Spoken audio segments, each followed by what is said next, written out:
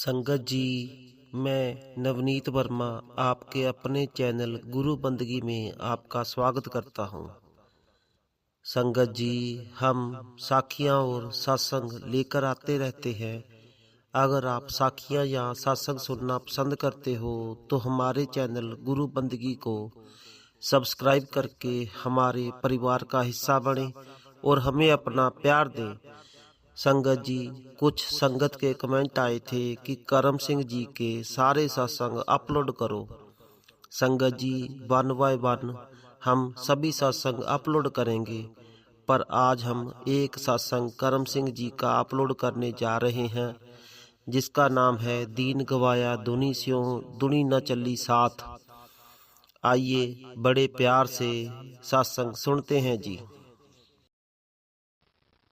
दीन गवाया दुनी स्यों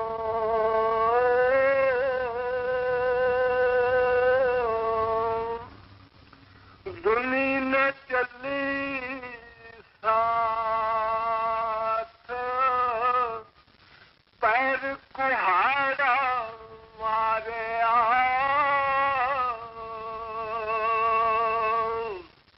गाफल अपने हाथ।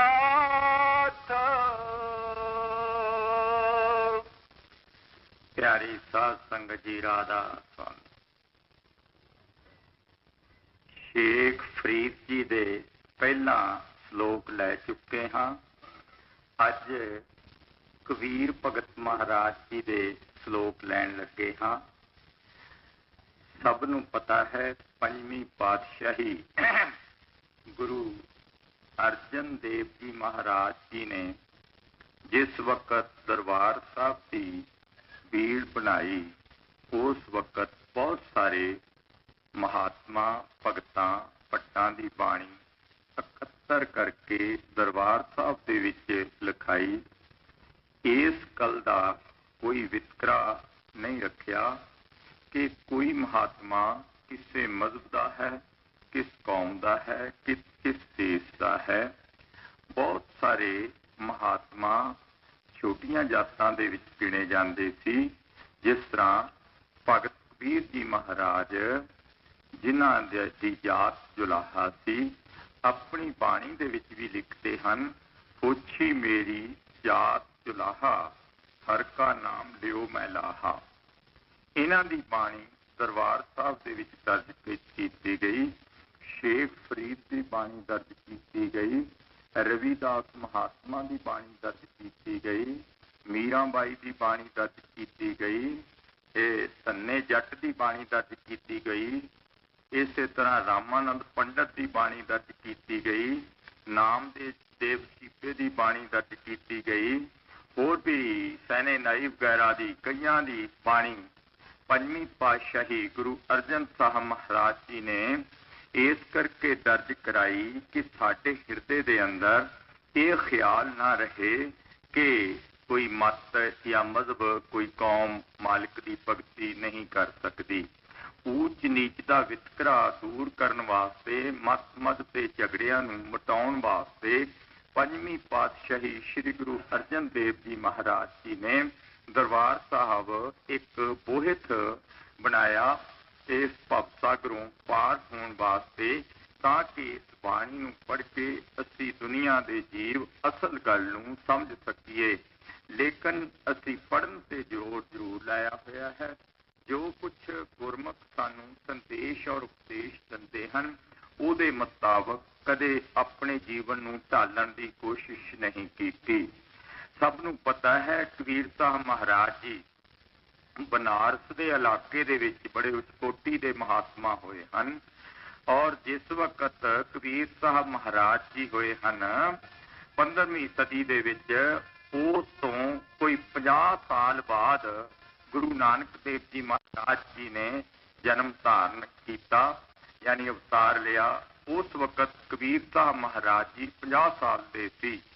जन्म साखी विच लिखिया है कि श्री गुरु नानक देव जी महाराज जी कबीर साहब महाराज जी दे नाल भी उन्हां दी मुलाकात हुई, उन्हां नाल मिले। ਕਬੀਰ ਸਾਹਿਬ ਮਹਾਰਾਜ ਜੀ 35 ਸਾਲ ਦੀ ਉਮਰ ਦੇ ਵਿੱਚ ਸੰਤ ਮਤ ਦਾ ਪ੍ਰਚਾਰ ਕਰਦੇ ਸੀ ਔਰ ਜਗ੍ਹਾ ਜਗ੍ਹਾ ਜਾ ਕੇ ਇਹਨਾਂ ਨੇ ਨਾਮ ਦਾ ਪ੍ਰਚਾਰ ਕਰਨਾ ਸ਼ੁਰੂ ਕਰ ਦਿੱਤਾ ਸੀ। ਪਹਿਲਾਂ ਆਪ ਰਾਮਾਨੰਦ ਪੰਡਤ ਦੀ ਸੰਗਤ ਦੇ ਵਿੱਚ ਜਾਇਆ ਕਰਦੇ ਸੀ, ਪਿੱਛੇ ਬੈਠ ਕੇ ਸਤਸੰਗ ਸੁਣ ਕੇ ਵਾਪਸ ਉੱਠ ਆਇਆ ਕਰਦੇ ਸੀ, ਕਿਉਂਕਿ ਜਾਤ ਪਾਤ ਦਾ ਬਹੁਤ ਉਸ ਜ਼ਮਾਨੇ ਦੇ ਵਿੱਚ ਖਿਆਲ ਰੱਖਿਆ ਜਾਂਦਾ ਸੀ। ਮਹਾਤਮਾ ਜਾਤ ਪਾਤ ਦਾ ਖਿਆਲ ਨਹੀਂ ਸੀ ਰੱਖਦੇ। ਦੁਨੀਆ ਦੇ ਲੋਕ ਇਸ ਰੌ ਵਿੱਚ ਡੁੱਬੇ ਹੋਏ ਸੀ, ਉਹ ਇਸ ਗੱਲ ਨੂੰ ਨਹੀਂ ਸੀ ਸਮਝ ਸਕਦੇ। ਇਸ ਕਰਕੇ ਰਾਮਾਨੰਦ ਨੇ ਕਬੀਰ ਸਾਹਿਬ ਮਹਾਰਾਜ ਜੀ ਨੂੰ ਨਾਮ ਦੇਣ ਤੋਂ ਇਨਕਾਰ ਕਰ ਦਿੱਤਾ। ਕਬੀਰ ਸਾਹਿਬ ਮਹਾਰਾਜ ਜੀ ਨੇ ਸੋਚਿਆ ਜੁਗਤੀ ਨਾਲ ਮੁਕਤੀ ਕਰ ਲੈਣੀ ਅੱਛੀ ਹੈ। ਕਬੀਰ ਸਾਹਿਬ ਮਹਾਰਾਜ ਜੀ ਕਹਿੰਦੇ ਹਨ, ਉਹਨਾਂ ਨੇ ਇਹਨਾਂ ਦਾ ਪਿੱਛਾ ਕੀਤਾ, ਰਾਮਾਨੰਦ ਦੇ ਬਾਰੇ ਦੇਖਿਆ ਕਿ ਕਦੋਂ ਕਿਤੇ ਮੈਨੂੰ ਅਲੱਗਾ ਮਿਲਦੇ ਹਨ। ਦੇਖਿਆ ਕਿ ਸਵੇਰੇ ਉੱਠ ਕੇ ਗੰਗਾ ਦਾ ਇਸ਼ਨਾਨ ਕਰਕੇ ਫਿਰ ਆ ਕੇ ਇਬਾਦਤ ਕਰਦੇ ਹਨ, ਭਗਤੀ ਕਰਦੇ ਹਨ, ਕਿਉਂਕਿ ਨਗੁਰੇ ਕਾ ਹੈ ਨਾਮ ਬੁਰਾ। ਇਸ ਕਰਕੇ ਕਬੀਰ ਸਾਹਿਬ ਮਹਾਰਾਜ ਜੀ ਨੇ ਸੋਚਿਆ ਮੈਂ ਗੁਰੂ ਵਾਲਾ ਹੋਵਾਂ, ਇਹ ਗਾਲ ਮੈਨੂੰ ਕੋਈ ਨਾ ਕੱਢੇ ਕਿ ਮੈਂ ਨਗੁਰਾ ਹਾਂ। ਕਬੀਰ ਸਾਹਿਬ ਮਹਾਰਾਜ ਜੀ ਸਵੇਰੇ ਹਨੇਰੇ ਉੱਠੇ, ਹਰ ਦੀ ਪੌੜੀ ਦੇ ਉੱਤੇ ਜਾ ਕੇ ਲੰਮੇ ਪੈ ਗਏ। ਕਬੀਰ ਸਾਹਿਬ ਮਹਾਰਾਜ ਜਿੱਥੇ ਲੰਮੇ ਪਏ ਹੋਏ ਸੀ, ਰਾਮਾਨੰਦ ਹਰੀ ਹਰੀ ਕਰਦੇ ਹੋਏ ਉਸ ਦੇ ਪਾਸ ਦੀ ਗੁਜ਼ਰ ਰਹੇ ਸੀ। ਅਚਾਨਕ ਹੀ ਉਹਨਾਂ ਦੇ ਪੈਰ ਦੀ ਖੜਾਮ ਦਾ ਠੁੱਡ ਜਿਹੜਾ ਕਬੀਰ ਸਾਹਿਬ ਦੇ ਸਿਰ ਦੇ ਵਿੱਚ ਥੋੜਾ ਜਿਹਾ ਠੁਕਰਾ ਗਿਆ। ਉਹਨਾਂ ਨੇ ਦੇਖਿਆ ਕੋਈ ਵਿਅਕਤੀ ਹਨੇਰੇ ਹਰ ਦੀ ਪੌੜੀ ਦੇ ਉੱਤੇ ਲੰਮਾ ਪਿਆ ਹੋਇਆ ਹੈ। ਸਿਰ ਪਕੜ ਕੇ ਬੈਠਾ ਕਰਕੇ ਕਿਹਾ, ਰਾਮ ਕੇ ਕਹੋ ਰਾਮ। ਕਬੀਰ ਸਾਹਿਬ ਮਹਾਰਾਜ ਜੀ ਉੱਠ ਕੇ ਫੌਰਨ ਖੜੇ ਹੋ ਕੇ ਉਸੇ ਵਕਤ ਰਾਮਾਨੰਦ ਦੇ ਤਸੱਵਰ ਦੀ ਤਰਫ ਨੂੰ ਦੇਖਣਾ ਸ਼ੁਰੂ ਕਰ ਦਿੱਤਾ। ਉਹਨਾਂ ਦੀਆਂ ਅੱਖਾਂ ਵਿੱਚ ਅੱਖਾਂ ਪਾਈਆਂ, ਉਹਨਾਂ ਦੇ ਸਰੂਪ ਨੂੰ ਆਪਣੇ ਹਿਰਦੇ ਵਿੱਚ ਰੱਖਿਆ। ਗੁਰਬਾਣੀ ਵਿੱਚ ਆਉਂਦਾ ਹੈ, ਗੁਰ ਕੀ ਮੂਰਤ ਮਨ ਮੇ ਧਿਆਨ। ਗੁਰੂ ਦੀ ਮੂਰਤ ਦਾ ਮਨ ਦੇ ਵਿੱਚ ਧਿਆਨ ਕਰਨਾ ਬੜਾ ਜ਼ਰੂਰੀ ਹੈ। ਕਿਉਂ ਕਰਨਾ ਹੈ? ਅਕਾਲ ਮੂਰਤ ਹੈ ਸਾਧ ਸੰਤਨ ਕੀ ਠਹਿਰਨੇ ਕੀ ਧਿਆਨ ਕੋ। ਧਿਆਨ ਦੇ ਠਹਿਰਨ ਵਾਸਤੇ ਸਾਧੂਆਂ ਦਾ ਸਰੂਪ ਹਿਰਦੇ ਵਿੱਚ ਹੋਣਾ ਚਾਹੀਦਾ ਹੈ, ਇਹ ਇੱਕ ਨਿਸ਼ਾਨਾ ਹੈ। ਇਸ ਕਰਕੇ ਕਬੀਰ ਸਾਹਿਬ ਮਹਾਰਾਜ ਜੀ ਨੇ ਚੰਗੀ ਤਰ੍ਹਾਂ ਆਪਣੇ ਮੁਰਸ਼ਦ ਦੇ ਸਰੂਪ ਨੂੰ, ਆਪਣੇ ਮੁਰਸ਼ਦ ਦੀ ਦੇਹ ਨੂੰ ਆਪਣੇ ਹਿਰਦੇ ਦੇ ਅੰਦਰ ਵਸਾ ਲਿਆ ਔਰ ਉਸੇ ਵਕਤ ਆਰਾਮ ਦਾ ਰਟਨ ਕਰਨਾ ਸ਼ੁਰੂ ਕਰ ਦਿੱਤਾ। ਦਰਬਾਰ ਸਾਹਿਬ ਦੀ ਬਾਣੀ ਦੇ ਵਿੱਚ ਇੱਕ ਤੁਕ ਆਉਂਦੀ ਹੈ, ਸਿਮਰਤ ਵੇਦ ਪੁਰਾਨ ਪੁਕਾਰਨ। ਵੇਦ ਪੁਰਾਨ ਸਿਮਰਤ ਬਹੁ ਸਾਸਤ, ਇਨ ਪੜਿਆ ਮੁਕਤ ਨਾ ਹੋਈ। ਇੱਕ ਅੱਖਰ ਜੋ ਗੁਰਮੁਖ ਜਾਪੇ ਤਿਸ ਕੀ ਨਿਰਮਲ ਸੋਈ। ਇੱਕ ਅੱਖਰ ਜਿਹੜਾ ਮੁਰਸ਼ਦ ਗੁਰਮੁਖ ਕਹਿ ਦੇਵੇ ਉਹ ਨਿਰਮਲ ਹੁੰਦਾ ਹੈ, ਉਹ ਹਿਰਦੇ ਵਿੱਚ ਵਸ ਜਾਵੇ। ਆਵਾਗਮਨ ਤੋਂ ਸਦਾ ਵਾਸਤੇ ਜੀਵ ਰਹਿਤ ਹੋ ਜਾਂਦਾ ਹੈ, ਸਦਾ ਵਾਸਤੇ 84 ਦੇ ਜੇਲ੍ਹ ਖਾਨੇ ਤੋਂ ਆਜ਼ਾਦ ਹੋ ਜਾਂਦਾ ਹੈ। ਕਬੀਰ ਸਾਹਿਬ ਮਹਾਰਾਜ ਜੀ ਰਾਤ ਦਿਨ ਆਪਣੇ ਗੁਰੂ ਦੇ ਸਰੂਪ ਨੂੰ ਹਿਰਦੇ ਵਿੱਚ ਧਾਰ ਕੇ ਰੱਖਦੇ ਸੀ। ਕਿਸੇ ਨੇ ਪੁੱਛਿਆ ਕਿ ਤੈਂ ਕਿਸੇ ਮੁਰਸ਼ਦ ਦੀ ਸੰਗਤ ਕੀਤੀ ਹੈ, ਤੇਰਾ ਗੁਰੂ ਕੌਣ ਹੈ? ਕਬੀਰ ਸਾਹਿਬ ਨੇ ਕਿਹਾ ਮੇਰਾ ਗੁਰੂ ਰਾਮਾਨੰਦ ਹੈ। ਇਸ ਗੱਲ ਦੀ ਸ਼ਿਕਾਇਤ ਰਾਮਾਨੰਦ ਕੋਲ ਜਾ ਕੇ ਪਹੁੰਚ ਗਈ। ਰਾਮਾਨੰਦ ਨੇ ਕਬੀਰ ਸਾਹਿਬ ਨੂੰ ਬੁਲਾਇਆ, ਕਬੀਰ ਸਾਹਿਬ ਨੂੰ ਪੁੱਛਿਆ ਤੇਰਾ ਗੁਰੂ ਕੌਣ ਹੈ? ਉਹ ਹੱਸ ਕੇ ਕਿਹਾ ਸੱਚੇ ਪਾਤਸ਼ਾਹ ਤੁਸੀਂ ਹੋ, ਹੋਰ ਕੌਣ ਹੈ? ਰਾਮਾਨੰਦ ਜੀ ਇਸ ਗੱਲ ਨੂੰ ਜਾਣਦੇ ਤਾਂ ਸੀ, ਲੇਕਿਨ ਉਹ ਆਪਣੀ ਸੰਗਤ ਦੇ ਵਿੱਚ ਇਸ ਗੱਲ ਨੂੰ ਕਲੀਅਰ ਸਾਫ਼ ਕਰਨਾ ਚਾਹੁੰਦੇ ਸੀ। ਕਬੀਰ ਸਾਹਿਬ ਮਹਾਰਾਜ ਜੀ ਨੇ ਕਿਹਾ ਸੱਚੇ ਪਾਤਸ਼ਾਹ ਮੈਂ ਤੁਹਾਡੇ ਕੋਲੋਂ ਨਾਮ ਦੀ ਦਾਤ ਲਈ ਹੈ। ਰਾਮਾਨੰਦ ਨੇ ਪੁੱਛਿਆ ਕਦੋਂ ਲਈ ਸੀ? ਉਹਨਾਂ ਕਬੀਰ ਸਾਹਿਬ ਮਹਾਰਾਜ ਜੀ ਨੇ ਕਿਹਾ ਫਲਾਣੀ ਤਿਥ ਫਲਾਣਾ ਵਾਰ ਫਲਾਣੇ ਦਿਨ, ਜਿਸ ਦਿਨ ਤੁਸੀਂ ਹਰਦੀ ਪੌੜੀ ਦੇ ਉੱਤੇ ਜੀ ਉਤਰ ਰਹੇ ਸੀ, ਆਪ ਦੀ ਖੜਾਮ ਦਾ ਅਗਲਾ ਹਿੱਸਾ ਮੇਰੇ ਸਿਰ ਨੂੰ ਛੂ ਗਿਆ ਸੀ। और मैं उत्ते लम्मा पिया होया सी। और जिस वक्त आपने मेरा सिर पकड़ के लोकां नूं तां भावें आपने नाम दी दात दूर बैठिਆਂ नूं दित्ती होवे, पर मेरा तो सिर हिला के नाम दी दात आपने बख्शिश कीती सी, मेरा सिर हिला के नाम दी दात मेरे हिरदे विच पाई सी। इस करके उस वक्त तो मैं राम दी भगती करदा हाँ, मालिक नूं याद करदा हाँ। रामानंद जी मुस्कुरा के कहन लगे, इसने जुक्ति नाल मुक्ति प्राप्त की है, ये भगत है, बहुत बड़ा भगत बनेगा। कबीर साहब महाराज जी दे बारे सब नूं पता है, बड़े उच्च कोटि दे महात्मा होए हैं। साडे हिंदुस्तान दे अंदर बल्कि संत मत दा या परमारथ दा जिहड़ा सबक है, उन संदेश है, कबीर साहब महाराज जी तो अच्छी तरह खुल गया सी। फिर गुरु नानक साहब महाराज जी ने खोलिया, उस तो बाद 10 पातशाहियां, उस तो बाद फिर स्वामी जी महाराज, तुलसी साहब महाराज, स्वामी जी महाराज, हजूर महाराज जी ने तां दुनिया दे अंदर धुम ही पा दित्ती। इस करके गुरु की जरूरत हर एक जीव नूं पैंदी है। कबीर साहब महाराज जी ने जदों नाम की प्राप्ति कर लई तां उत्थे दे जिहड़े पुजारी सी वो कबीर साहब महाराज जी तो बड़े जबरदस्त खिलाफ हो गए। उन्होंने एक दफा सिकंदर लोधी बनारस दे विच आया, जिहड़ा मौके दा उस वक्त दा बादशाह सी, उन्होंने शिकायत की कि एक कबीर नीच जात दा हुंदियां होइयां मालिक की भगती करता है, जबकि खुदा बनियों ये हुक्म नहीं है, क्योंकि उन्होंने अपना ही कानून बना रखा होया सी। जे उस वक्त कहते हैं बादशाह ने कबीर साहब नूं सद्दिया, कबीर साहब महाराज जी नूं बड़े तशीहे दिते, अग विच सुट दिता, पहाड़ तो सिटिया गया। इसे तरह आप नूं फिर अपने खूनी हाथी दे अगे, उस जमाने विच राजे महाराजे एक दो हाथी पाल के रखिया करते सी खूनी, उन्होंने शराब पिला दिंदे सी, फिर ओह उन्हां दे अगे उस व्यक्ति नूं सुट दिंदे सी जिस नूं सजा देनी हुंदी सी। कबीर साहब महाराज जी नूं हाथी दे अगे सुट दिता गया। कबीर साहब इस गल दा निर्णय अपनी बाणी दे विच करदे हन, पुजा बांध पिलाकर डारियो, हाथी को मूंड में मारियो। कबीर साहब महाराज कहते, मैं मूंड दे विच हाथी दे अंकस मारते सी, इस नूं गुस्सा आ जावे। हाथी जिहड़ा सी दौड़ के चीख मार के परे चलिया जांदा सी, कहंदा सी इस मूर्ख तो हम बलहारी, मैं इस मूर्ख तो बलहार जांदा हाँ, ये खुदा है, ये खुदा है। पर कबीर साहब महाराज जी जिहड़े सी वो हंसते तुसते ही रहे। कबीर साहब महाराज जी ने फिर नाम का प्रचार करना शुरू कर दिता। सब नूं पता लग गया कि उच्च कोटि दे महात्मा हन। कबीर साहब की उम्र 120 साल की सी। कबीर साहब महाराज जी जिस वक्त बनारस के इलाके दे विच संत मत का प्रचार करते सी, उस वक्त लोकां ने किया, बहुत कुछ किया, पर कबीर साहब महाराज जी ने कहा मैं बनारस दे विच नहीं रहना पसंद करता, क्योंकि बनारस जिहड़ी है ये उन्हां लोकां दी नगरी है जिहड़े रात दिन एक दूसरे दे नाल नफरत करते हैं और एक दूसरे की निंदिया गुआल गलोच करते हैं। कबीर साहब महाराज जी ने उत्थों उठ के हड़ंबे जाना चाहया। हड़ंबा एक नजदीक शहर है, उत्थे जिस वक्त कबीर साहब महाराज जी जान लगे तां बहुत सारे लोग इकट्ठे होके कबीर साहब नूं कहंदे हन कि हुण तुसीं बुढ़े हो गए हो, किते जे हड़ंबे दे विच जाके तुसीं जाके मर गए, उत्थे जिहड़ा मरदा है जाके वो खोते दी जोनी विच पैंदा है, इस करके तुसीं काशी दे इलाके विच मरो ताकि तुसीं सचखंड जावो। कबीर साहब महाराज जी ने अपनी बाणी विच लिखिया, मनो कठोर मरे बनारस नरक न बांछिया जाई, हर का संत मरे हड़ंबा सगली सैन तराई। कबीर साहब महाराज जी कहते हरी दे जिहड़े संत हन अगर हड़ंबे दे विच जाके भी मर जाण तां वो अपनी सगली सैन की अपने सेवकां नूं भी सचखंड लै जांदे हन।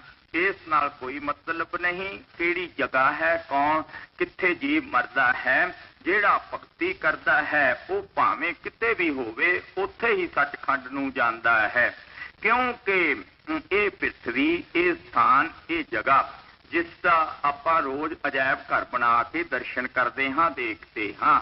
इस जगह नूं श्री गुरु नानक देव जी महाराज जी ने सारे नूं ही हरमंदर कह के याद किया है। हरमंदर इहो जगत है गुर बिन घोर हंधार।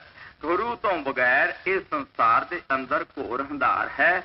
गुरु तो बगैर जीवन किसे लेखे नहीं है। इस करके कबीर साहब महाराज जी ने अपनी बाणी के अंदर जीवां नूं संदेश पहुंचाया।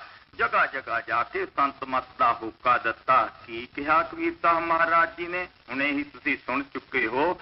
भाई साहब ने पढ़िया सी, दीन गवायो दुनी स्यों दुनी न चली साथ। ये दुनिया दे नाल रल के असीं अपना दीन गवाई बैठे हाँ।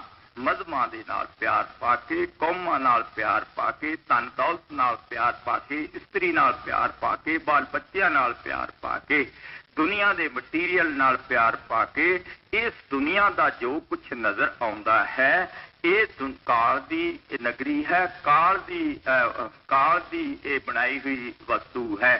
इस करके आप कहते हैं दीन गवाया दुनी स्यों दुनी न चली साथ। असी दुनिया दे नाल रल के अपना दीन गवा के बैठ गए।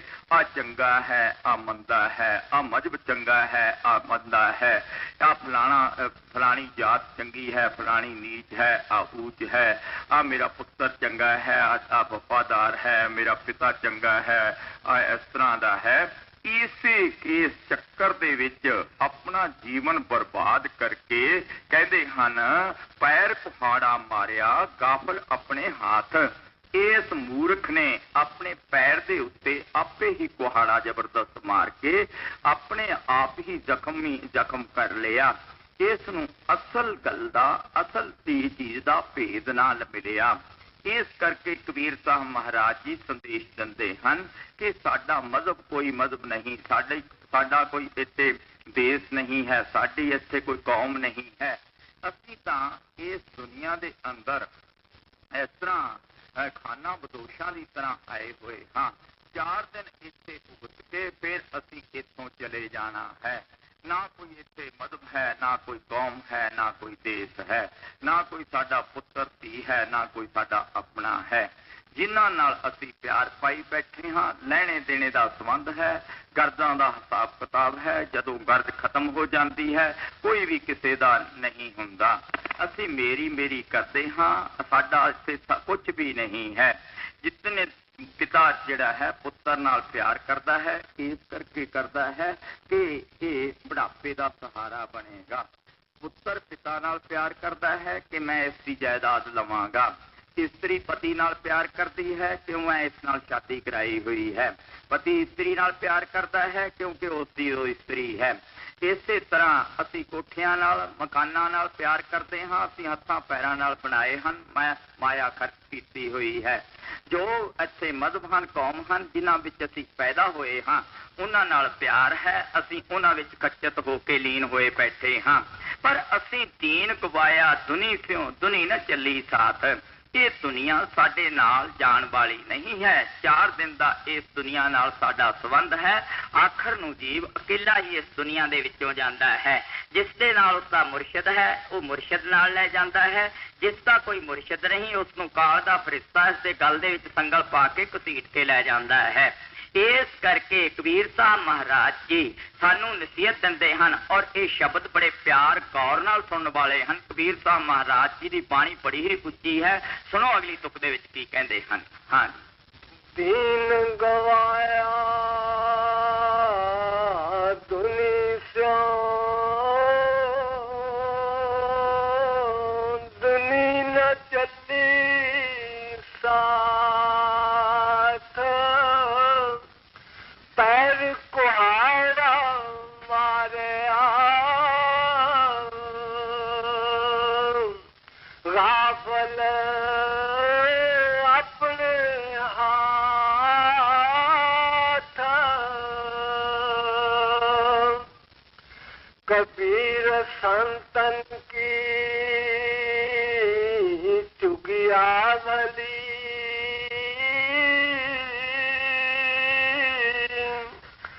पाठ कुसती गा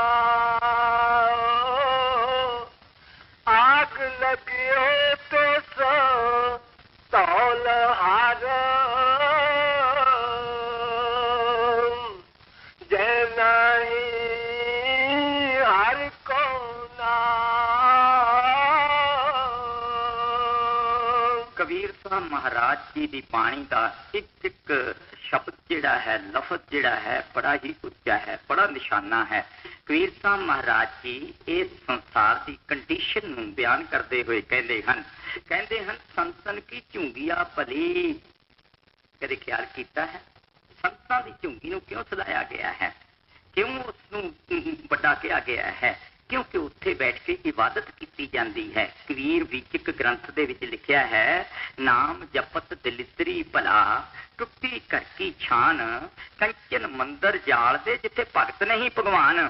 जिथे सोने दे मंदिर बने हुए होण, बड़े सोहणे होण, उत्थे कलश लटकदे होण, सोने चांदी दे उत्थे कलश लटकदे होण, बिसल बजदे होण, उत्थे बिजलियां जलदियां बुझदियां होण, अंदर तरह तरह का समान रखिया होया होवे, बहुत महंगे महंगे सोफे लगे हुए होण, बैड बड़े अच्छे लगे हुए होण, कलीना बड़िया अच्छियां बिछिया होईयां होण। ये सब काम दीयां गल्लां हन। काम चेष्टा भोगण वास्ते असीं उस जगह नूं सजाउंदे हां। पर कबीर साहब महाराज जी कहते जिथे मालिक की भगती हुंदी होवे, वो साधुआं की झुंगी उपर बाड़ा जिहा छप्पर पाया होया होवे ना। कहते संतन की झुंगिया भली, पट को सत्ती गाओ।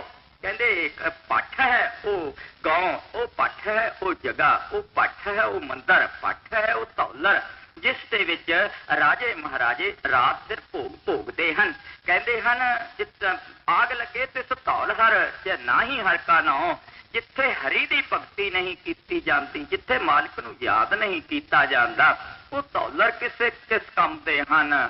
बसता टुट्टी झोंपड़ी चीर सब छिन्ना। ये भी गुरु कबीर साहब की बाणी है, दरबार साहब की। बसता टुट्टी झोंपड़ी चीर सब छिन्ना। कबीर साहब ने ये गल्लां क्यों लिखियां हैं? आप छोटी झोंपड़ी च रहे हैं, आप छोटे घरां विच रहे हैं, इस करके कबीर साहब महाराज जी अपना जीवन भी नाल दसते जा रहे हैं। वसता टुट्टी झोंपड़ी चीर सब छिन्ना, जात न पत न आदरो उद्यान परमिन्ना। कहते ना कोई जात है ना कोई पत, उसकी इज्जत करता है, क्या कोई उसका आदर करता है।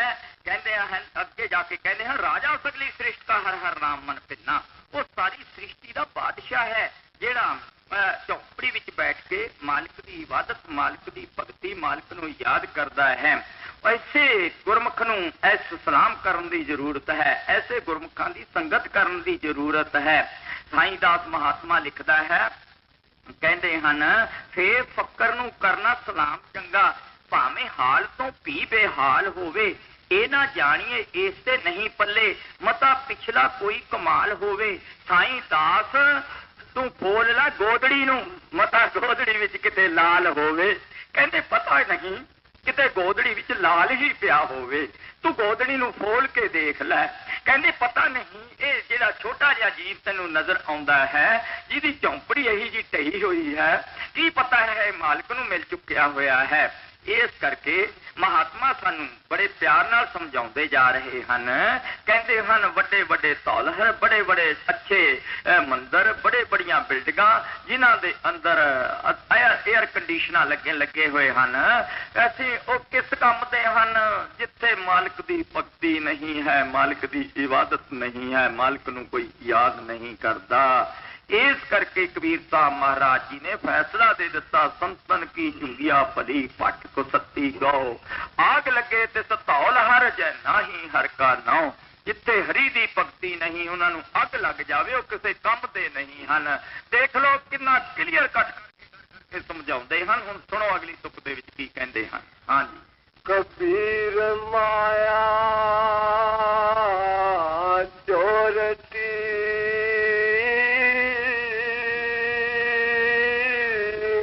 मुसलावे हाट, एक कबीरा नाम से जिनकी बार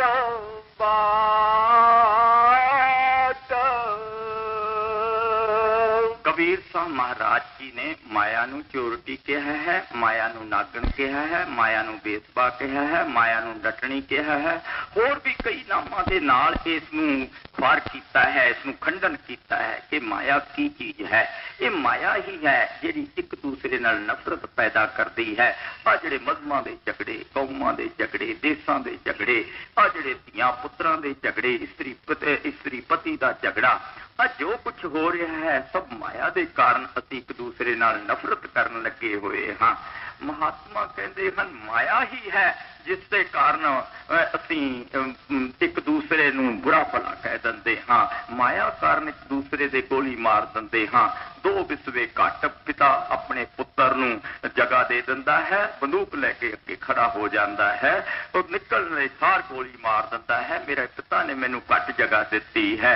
ਦੇਖ ਲਓ ਮਹਾਤਮਾ ਕਹਿੰਦੇ ਹਨ ਜਦ ਕਿ ਜੋ ਕੁਛ ਜੈਸੀ ਕਲਮ ਬੁਰੀ ਹੈ ਮਸਤਕ ਤੈਸੀ ਜੀੜੇ ਪਾਸ, ਜੈਸੀ ਮਸਤਕ ਦੇ ਵਿੱਚ ਲਿਖ ਦਿੱਤੀ ਹੈ ਮਾਲਿਕ ਨੇ ਉਸ ਤੋਂ ਵੱਧ ਨਾ ਕਿਸੇ ਨੂੰ ਮਿਲ ਸਕਦਾ ਹੈ, ਨਾ ਕੋਈ ਕਿਸੇ ਤੋਂ ਲੈ ਸਕਦਾ ਹੈ। ਇਸੇ ਕਰਕੇ ਇੱਥੇ ਪਿਆਰ ਦੇ ਨਾਲ ਮਹਾਤਮਾ ਸਾਨੂੰ ਸਮਝਾਉਂਦੇ ਹਨ। ਕਬੀਰ ਸਾਹਿਬ ਕਹਿੰਦੇ ਕਬੀਰ ਮਾਇਆ ਚੋਰਟੀ ਮੁਸ ਮੁਸ ਲਾਏ ਹਾਟ, ਕਹਿੰਦੇ ਮੁਸ ਮੁਸ ਕੇ ਇਸ ਸੰਸਾਰ ਨੂੰ ਲੁੱਟਣ ਲੱਗੀ ਹੋਈ ਹੈ, ਹੱਟ ਬਣਾ ਕੇ ਬੈਠੀ ਹੋਈ ਹੈ। ਕਬੀਰ ਸਾਹਿਬ ਮਹਾਰਾਜ ਜੀ ਕਹਿੰਦੇ ਕਬੀਰ ਮਾਇਆ ਬੇਸਵਾ ਦੋਨੋਂ ਕੀ ਇੱਕ ਜਾਤ, ਆਵਤ ਤੋਂ ਆਦਰ ਕਰੇ ਜਾਤ ਨਾ ਪੁੱਛੇ ਬਾਤ।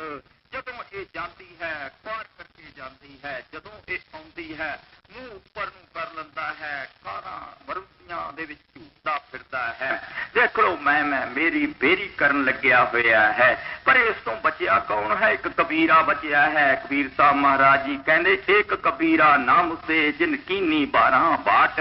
ਇਹ ਕਿਸ ਤਰ੍ਹਾਂ ਬਚੇ ਦੱਸਦੇ ਹਨ। ਜ਼ਿਕਰ ਆਇਆ ਹੈ ਇੱਕ ਜਗ੍ਹਾ ਦੇ ਉੱਤੇ, ਕਹਿੰਦੇ ਹਨ ਇੱਕ ਦਫਾ ਕਬੀਰ ਸਾਹਿਬ ਮਹਾਰਾਜ ਜੀ ਦਾ ਜ਼ਿਕਰ ਚੱਲਿਆ ਤਾਂ ਜਿਹੜੀ ਲక్ష్ਮੀ ਸੀ ਉਹ ਕਹਿੰਦੀ ਹੈ ਮੇਰੇ ਭਗਤ ਵੱਡੇ ਹਨ। ਤਾਂ ਮਾਲਕ ਖੁਦਾ ਨੇ ਕਿਹਾ, ਪਰਮਾਤਮਾ ਨੇ ਕਿਹਾ ਨਹੀਂ ਮੇਰੇ ਭਗਤ ਵੱਡੇ ਹਨ। ਉਹ ਕਹਿਣ ਲੱਗੀ ਦੱਸੋ ਕੋਈ ਭਗਤ ਐਸਾ ਹੈ, ਮੈਂ ਉਸ ਨੂੰ ਹਰਾ ਕੇ ਦਿਖਾ ਦਿੰਦੀ ਹਾਂ, ਮੈਂ ਉਸ ਨੂੰ ਵਸ ਵਿੱਚ ਕਰ ਲੈਂਦੀ ਹਾਂ।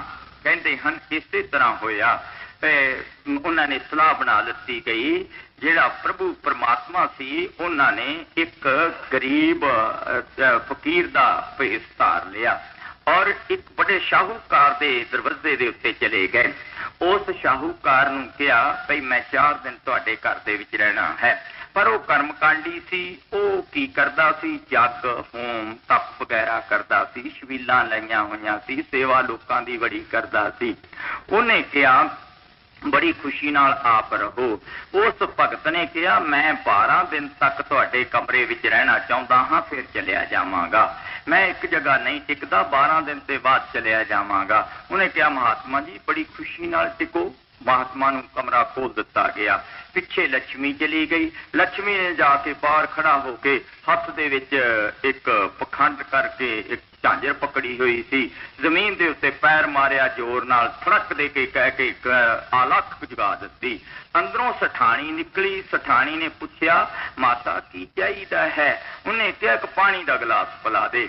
ਉਹਨਾਂ ਪਾਣੀ ਦਾ ਗਲਾਸ ਪਕੜਾ ਦਿੱਤਾ। ਉਹਨੇ ਪਾਣੀ ਦੇ ਗਲਾਸ ਨੂੰ ਪਕੜ ਕੇ ਉਸ ਨੂੰ ਸੋਨੇ ਦਾ ਬਣਾ ਦਿੱਤਾ। ਉਹ ਸੋਨੇ ਦਾ ਬਣਾ ਕੇ ਉਹਨੂੰ ਵਾਪਸ ਦੇ ਦਿੱਤਾ। ਸਠਾਣੀ ਨੇ ਸੋਚਿਆ ਜੇ ਰੋਟੀ ਖਾ ਲਵੇ 5-7 ਕੋਲੀਆਂ ਵਿੱਚ ਲਾ ਦੇਵਾਂਗੀ, ਥਾਲ ਵੀ ਸੋਨੇ ਦਾ ਹੋ ਜਾਵੇਗਾ ਔਰ ਜਿੱਥੇ ਬੈਠੇਗੀ ਮੂਹਰੇ ਤੇ ਕੁਰਸੀ ਤੇ ਉਹ ਵੀ ਸੋਨੇ ਦਾ ਬਣ ਜਾਵੇਗਾ। ਇਸ ਕਰਕੇ ਮੈਂ ਇਸ ਨੂੰ ਅੰਦਰ ਬੁਲਾ ਲਵਾਂ। ਮਾਤਾ ਅੰਦਰ ਬੈਠ ਜਾਵੋ, ਟਾਈਮ ਰੋਟੀ ਦਾ ਹੈ, ਰੋਟੀ ਖਾਵੋ। ਉਹਨੇ ਕਿਹਾ ਠੀਕ ਹੈ। ਲਿਆ ਰੋਟੀ ਪਰੋਸ ਕੇ ਲਿਆ। ਉਹ ਰੋਟੀ ਲੈ ਕੇ ਆਈ। ਉਹਨੇ ਹੱਥ ਲਾਇਆ ਕੌਲੀਆਂ ਨੂੰ, ਥਾਲ ਨੂੰ, ਸਾਰੇ ਕੁਝ ਸੋਨੇ ਦੇ ਬਣਾ ਦਿੱਤੇ। ਉਸ ਬੀਬੀ ਨੇ ਸੋਚਿਆ ਜੇ ਇਹ ਕਿਸੇ ਕਮਰੇ ਦੇ ਵਿੱਚ ਇੱਕ ਦਿਨ ਰਹਿ ਜਾਵੇ ਉਹ ਵੀ ਸੋਨੇ ਦਾ ਬਣ ਜਾਵੇਗਾ। ਉਸਨੇ ਕਿਹਾ ਕੋਈ ਕਮਰਾ ਇਸ ਨੂੰ ਦੇ ਦੇਵਾਂ, ਅਸੀਂ ਸਭ ਦੁਨੀਆ ਤੋਂ ਉੱਚੇ ਹੋ ਜਾਵਾਂਗੇ, ਸੋਨਾ ਹੀ ਸੋਨਾ ਸਾਡੇ ਘਰ ਦੇ ਵਿੱਚ ਹੋ ਜਾਵੇਗਾ। ਉਹ ਕਹਿੰਦੀ ਮਾਤਾ 4 ਦਿਨ ਸਾਡੇ ਘਰ ਦੇ ਵਿੱਚ ਰਹੋ। ਕਹਿੰਦੀ ਤੁਹਾਡੇ ਘਰ ਵਿੱਚ ਕੋਈ ਮੇਰੇ ਰਹਿਣ ਦੀ ਜਗ੍ਹਾ ਹੀ ਚੰਗੀ ਨਹੀਂ ਹੈ। ਮੈਂ ਕਿਹਾ ਮਾਤਾ ਜਗ੍ਹਾ ਕਿਉਂ ਨਹੀਂ? ਦੇਖੋ ਕਿੱਡੇ ਕਿੱਡੇ ਸੋਹਣੇ ਸਾਡੇ ਘਰ ਹਨ, ਕਿੰਨੇ ਸਾਫ਼ ਸੁਥਰੇ ਹਨ, ਆਓ ਤੁਹਾਨੂੰ ਕਮਰੇ ਦਿਖਾਵਾਂ। ਪਹਿਲਾ ਕਮਰਾ ਦਿਖਾਇਆ, ਰਿਜੈਕਟ ਕਰ ਦਿੱਤਾ, ਦੂਜਾ ਦਿਖਾਇਆ, ਰਿਜੈਕਟ ਕਰ ਦਿੱਤਾ, ਤੀਜਾ ਦਿਖਾਇਆ, ਉਹ ਵੀ ਨਾ ਪਸੰਦ ਆਇਆ, ਜਿਹਦੇ ਵਿੱਚ ਉਹ ਸਾਧੂ ਬੈਠਾ ਹੋਇਆ ਸੀ। ਕਹਿੰਦੀ ਆਹ ਕਮਰਾ ਅੱਛਾ ਹੈ, ਸਾਧੂ ਨੂੰ ਬਾਹਰ ਕੱਢ ਦਓ, ਮੈਂ ਇਸ ਦੇ ਵਿੱਚ ਬੈਠਦੀ ਹਾਂ। ਉਹਨਾਂ ਕਿਹਾ ਠੀਕ ਹੈ, ਸਾਧੂ ਨੂੰ ਦੂਸਰੇ ਕਮਰੇ ਵਿੱਚ ਬਿਠਾ ਦਿੰਦੇ ਹਾਂ। ਨੇ ਸੇਠ ਵੀ ਆ ਗਿਆ। ਸੇਠ ਨੂੰ ਸਠਾਣੀ ਨੇ ਅੰਦਰ ਲਾ ਕੇ ਜਾ ਕੇ ਸਮਝਾਇਆ, ਗੱਲ ਸੁਣ, ਇਸ ਤਰ੍ਹਾਂ ਦੀ ਗੱਲ ਹੈ, ਇਹਨੇ ਸਭ ਕੁਝ ਸੋਨੇ ਦਾ ਬਣਾ ਦੇਣਾ ਹੈ, ਆ ਤੈਨੂੰ ਬਰਤਨ ਦਿਖਾਵਾਂ, ਸੋਨੇ ਦੇ ਬਣਾ ਦਿੱਤੇ ਹਨ। ਉਹਨੇ ਕਿਹਾ ਠੀਕ, ਬੜੀ ਅੱਛੀ ਢਬ ਨਜ਼ਰ ਆ ਗਈ ਹੈ, ਹਾਂ ਮੌਜ ਬਣ ਗਈ ਹੈ। ਉਹਨੇ ਬਾਹਰ ਆ ਕੇ ਕਿਹਾ, ਫਕੀਰ ਨੂੰ ਆਵਾਜ਼ ਮਾਰੀ, ਦਰਵਾਜ਼ਾ ਖਟਕਾਇਆ, ਫਕੀਰਾ ਬਾਹਰ ਨਿਕਲ, ਅੱਜ ਤੈਨੂੰ ਦੂਸਰੇ ਕਮਰੇ ਵਿੱਚ ਬਿਠਾਉਂਦੇ ਹਾਂ, ਤੇਰੇ ਨਾਲ ਵੱਡਾ ਭਗਤ ਆ ਗਿਆ ਹੈ, ਉਸਨੂੰ ਬਿਠਾਉਣਾ ਹੈ। ਫਕੀਰ ਨੇ ਕਿਹਾ ਮੈਂ 12 ਦਿਨ ਵਾਸਤੇ ਨਹੀਂ ਨਿਕਲਦਾ। ਉਹਨੇ ਕਿਹਾ ਕਮਾਲ ਗੱਲ ਹੈ, ਤੂੰ ਤਾਂ ਮਾਲਕੀ ਬਣ ਕੇ ਬੈਠ ਗਿਆ। ਉਹਨਾਂ ਨੇ ਤਾਲਾ ਕੁੰਡਾ ਤੋੜ ਕੇ ਉਸ ਨੂੰ ਘਸੀਟ ਕੇ ਕਹਿੰਦੇ ਪੂਪਨਾ ਸਾਧ ਘਰ ਦਾ ਮਾਲਕ ਹੀ ਬਣ ਕੇ ਬੈਠ ਗਿਆ। ਉਸ ਨੂੰ ਖਿੱਚ ਕੇ ਬਾਹਰ ਕਰ ਦਿੱਤਾ, ਮਾਤਾ ਨੂੰ ਅੰਦਰ ਵਾੜ ਦਿੱਤਾ। ਉਹ ਲక్ష్ਮੀ ਮਾਤਾ ਅੰਦਰ ਵੜਦੀ ਹੀ ਝਾਂਜਰ ਖੜਕਾ ਕੇ ਕਹਿੰਦੀ ਹੈ, ਅੱਜ ਤਾਂ ਇਹਨੂੰ ਤੁਸੀਂ ਬਾਹਰ ਕੱਢ ਦਿੱਤਾ, ਮੇਰੇ ਨਾਲ ਕੋਈ ਵੱਡਾ ਭਗਤ ਆ ਗਿਆ, ਤੁਸੀਂ ਉਸ ਨੂੰ ਬਿਠਾ ਕੇ ਮੈਨੂੰ ਵੀ ਕੱਢ ਦਵਾਂਗੇ, ਮੈਂ ਤਾਂ ਚੱਲਦੀ ਹੀ ਭਲੀ ਹਾਂ। ਰਹੀ ਉਹ ਕਿਸੇ ਦੀ ਬਣ ਨਾ ਸਕੀ, ਉਹ ਤਾਂ ਵੇਸਵਾ ਸੀ। ਕਬੀਰ ਸਾਹਿਬ ਮਹਾਰਾਜ ਜੀ ਕਹਿੰਦੇ ਹਨ, ਕਬੀਰ ਮਾਇਆ ਵੇਸਵਾ दोनों की एक जात, आवत को आदर करे, जात ना पूछे बात।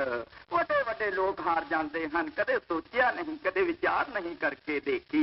ਇਸ ਕਰਕੇ ਜਿਸ ਵਕਤ ਉਹ ਚਲੀ ਗਈ, ਰਸਤੇ ਵਿੱਚ ਭਗਵਾਨ ਨੂੰ ਫੇਰ ਮਿਲੀ। ਭਗਵਾਨ ਹੱਸ ਕੇ ਕਹਿਣ ਲੱਗੇ, ਅਜੇ ਤਾਂ ਤੈਨੂੰ ਮੈਂ ਨਮੂਨਾ ਜਿਹਾ ਹੀ ਦਿਖਾਇਆ ਸੀ, ਮੇਰਾ ਭਗਤ ਕਬੀਰ ਹੈ, ਜਾ ਖਾਂ ਉਸ ਨੂੰ ਹਰਾ ਕੇ ਦਿਖਾ। ਕਹਿਣ ਲੱਗੀ ਮੈਂ ਅੱਗੇ ਚਲਦੀ ਹਾਂ, ਤੁਸੀਂ ਪਿੱਛੇ ਆ ਜਾਣਾ। ਅੱਗੇ ਚਲੀ ਗਈ, ਜਾ ਕੇ ਕਬੀਰ ਸਾਹਿਬ ਦੇ ਦਰਵਾਜ਼ੇ ਤੇ ਪਹੁੰਚੇ। ਟੁੱਟਿਆ ਜਿਹਾ ਕੋਠੜਾ ਸੀ। ਕਬੀਰ ਸਾਹਿਬ ਮਹਾਰਾਜ ਉਸ ਜ਼ਮਾਨੇ ਦੇ ਵਿੱਚ ਕੁੰਬਲ ਦੇ ਵਿੱਚ ਪੈਰ ਪਾਈ ਬੈਠੇ ਸੀ, ਇਸ ਤਰ੍ਹਾਂ ਹੌਲੀ ਹੌਲੀ ਬੁਣਨ ਲੱਗੇ ਹੋਏ ਸੀ। ਕਮਾਲਾ ਬੈਠਾ ਨਲੀਆਂ ਵੱਟਣ ਲੱਗਿਆ ਹੋਇਆ ਸੀ, ਕਮਾਲੀ ਝਾੜੂ ਦੇਣ ਲੱਗੀ ਹੋਈ ਸੀ। ਬੜਾ ਖੁਸ਼ੀ ਸੀ, ਘਰ ਦੇ ਵਿੱਚ ਬੜਾ ਆਨੰਦ ਸੀ। ਜਾ ਕੇ ਉਸ ਲక్ష్ਮੀ ਨੇ ਅਲਖ ਜਗਾ ਦਿੱਤੀ।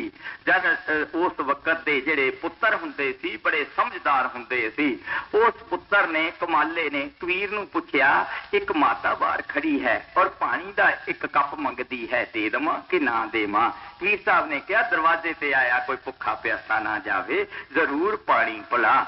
ਉਹਨੇ ਮਿੱਟੀ ਦੇ ਇੱਕ ਬਰਤਨ ਦੇ ਵਿੱਚ, ਜਿਹੜਾ ਮਿੱਟੀ ਦਾ ਇੱਕ ਪਿਆਲਾ ਰੱਖਿਆ ਹੋਇਆ ਸੀ ਪਾਣੀ ਪੀਣ ਵਾਸਤੇ, ਉਸ ਦੇ ਵਿੱਚ ਪਾਣੀ ਪਾ ਕੇ ਉਸ ਨੂੰ ਦੇ ਦਿੱਤਾ। ਉਹਨੇ ਹੱਥ ਲਾਇਆ, ਸੋਨੇ ਦਾ ਬਣਾ ਕੇ ਰੱਖ ਦਿੱਤਾ। ਫਿਰ ਉਸਨੇ ਕਿਹਾ ਹੋਰ ਲਿਆ ਇੱਕ ਪਿਆਲਾ, ਮੈਂ ਹੋਰ ਪੀਣਾ ਹੈ। ਉਹਨੇ ਕਿਹਾ ਮੈਂ ਪੁੱਛ ਲਵਾਂ ਆਪਣੇ ਪਿਤਾ ਤੇ। ਪਿਤਾ ਨੂੰ ਪੁੱਛਿਆ, ਪਿਤਾ ਜੀ ਮੈਂ ਇਸ ਨੂੰ ਪਾਣੀ ਦਾ ਪਿਆਲਾ ਦਿੱਤਾ ਸੀ ਨੇ ਸੋਨੇ ਦਾ ਬਣਾ ਦਿੱਤਾ।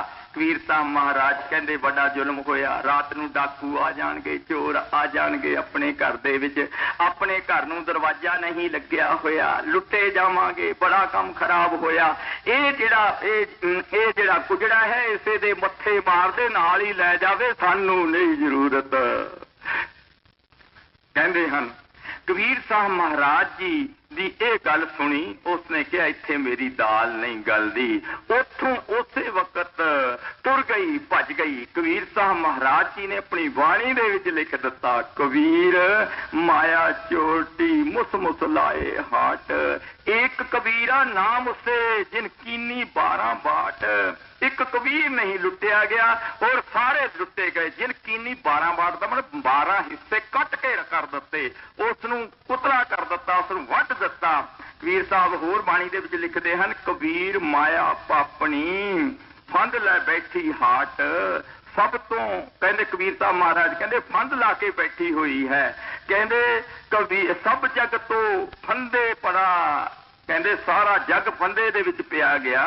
ਕਹਿੰਦੇ ਗਿਆ ਕਬੀਰਾ ਕਾਟ, ਕਹਿੰਦੇ ਇੱਕ ਕਬੀਰ ਨੇ ਇੱਕ ਫੰਦ ਨੂੰ ਕੱਟ ਦਿੱਤਾ, ਕਬੀਰ ਸਾਹਿਬ ਦੇ ਵਿੱਚੋਂ ਨਿਕਲ ਗਏ, ਬਾਕੀ ਕੋਈ ਨਹੀਂ ਨਿਕਲ ਸਕਿਆ। ਮਾਇਆ ਹੀ ਹੈ ਜਿਹੜੀ ਰਾਤ ਦਿਨ ਸਾਨੂੰ ਪਾਰ ਕਰਨ ਲੱਗੀ ਹੋਈ ਹੈ। ਮਾਇਆ ਕਾਰਨ ਹੀ ਅਸੀਂ ਦੁਖੀ ਹੋਣ ਲੱਗੇ ਹੋਏ ਹਾਂ। ਜੇ ਮਾਇਆ ਦਾ ਚੱਕਰ ਨਾ ਹੋਵੇ ਕਿਹੜਾ ਦੁੱਖ ਹੁੰਦਾ ਹੈ। ਇਸ ਕਰਕੇ ਕਬੀਰ ਸਾਹਿਬ ਮਹਾਰਾਜ ਜੀ ਸਾਨੂੰ ਬੜੇ ਪਿਆਰ ਨਾਲ ਸਮਝਾਉਂਦੇ ਜਾ ਰਹੇ ਹਨ। ਹੁਣ ਅਗਲੀਆਂ ਤੁਕਾਂ ਦੇ ਵਿੱਚ ਸੁਣੋ ਕਬੀਰ ਸਾਹਿਬ ਮਹਾਰਾਜ ਕੀ ਸੰਦੇਸ਼ ਦਿੰਦੇ ਹਨ। ਹਾਂਜੀ, राम पदार्थ पाए के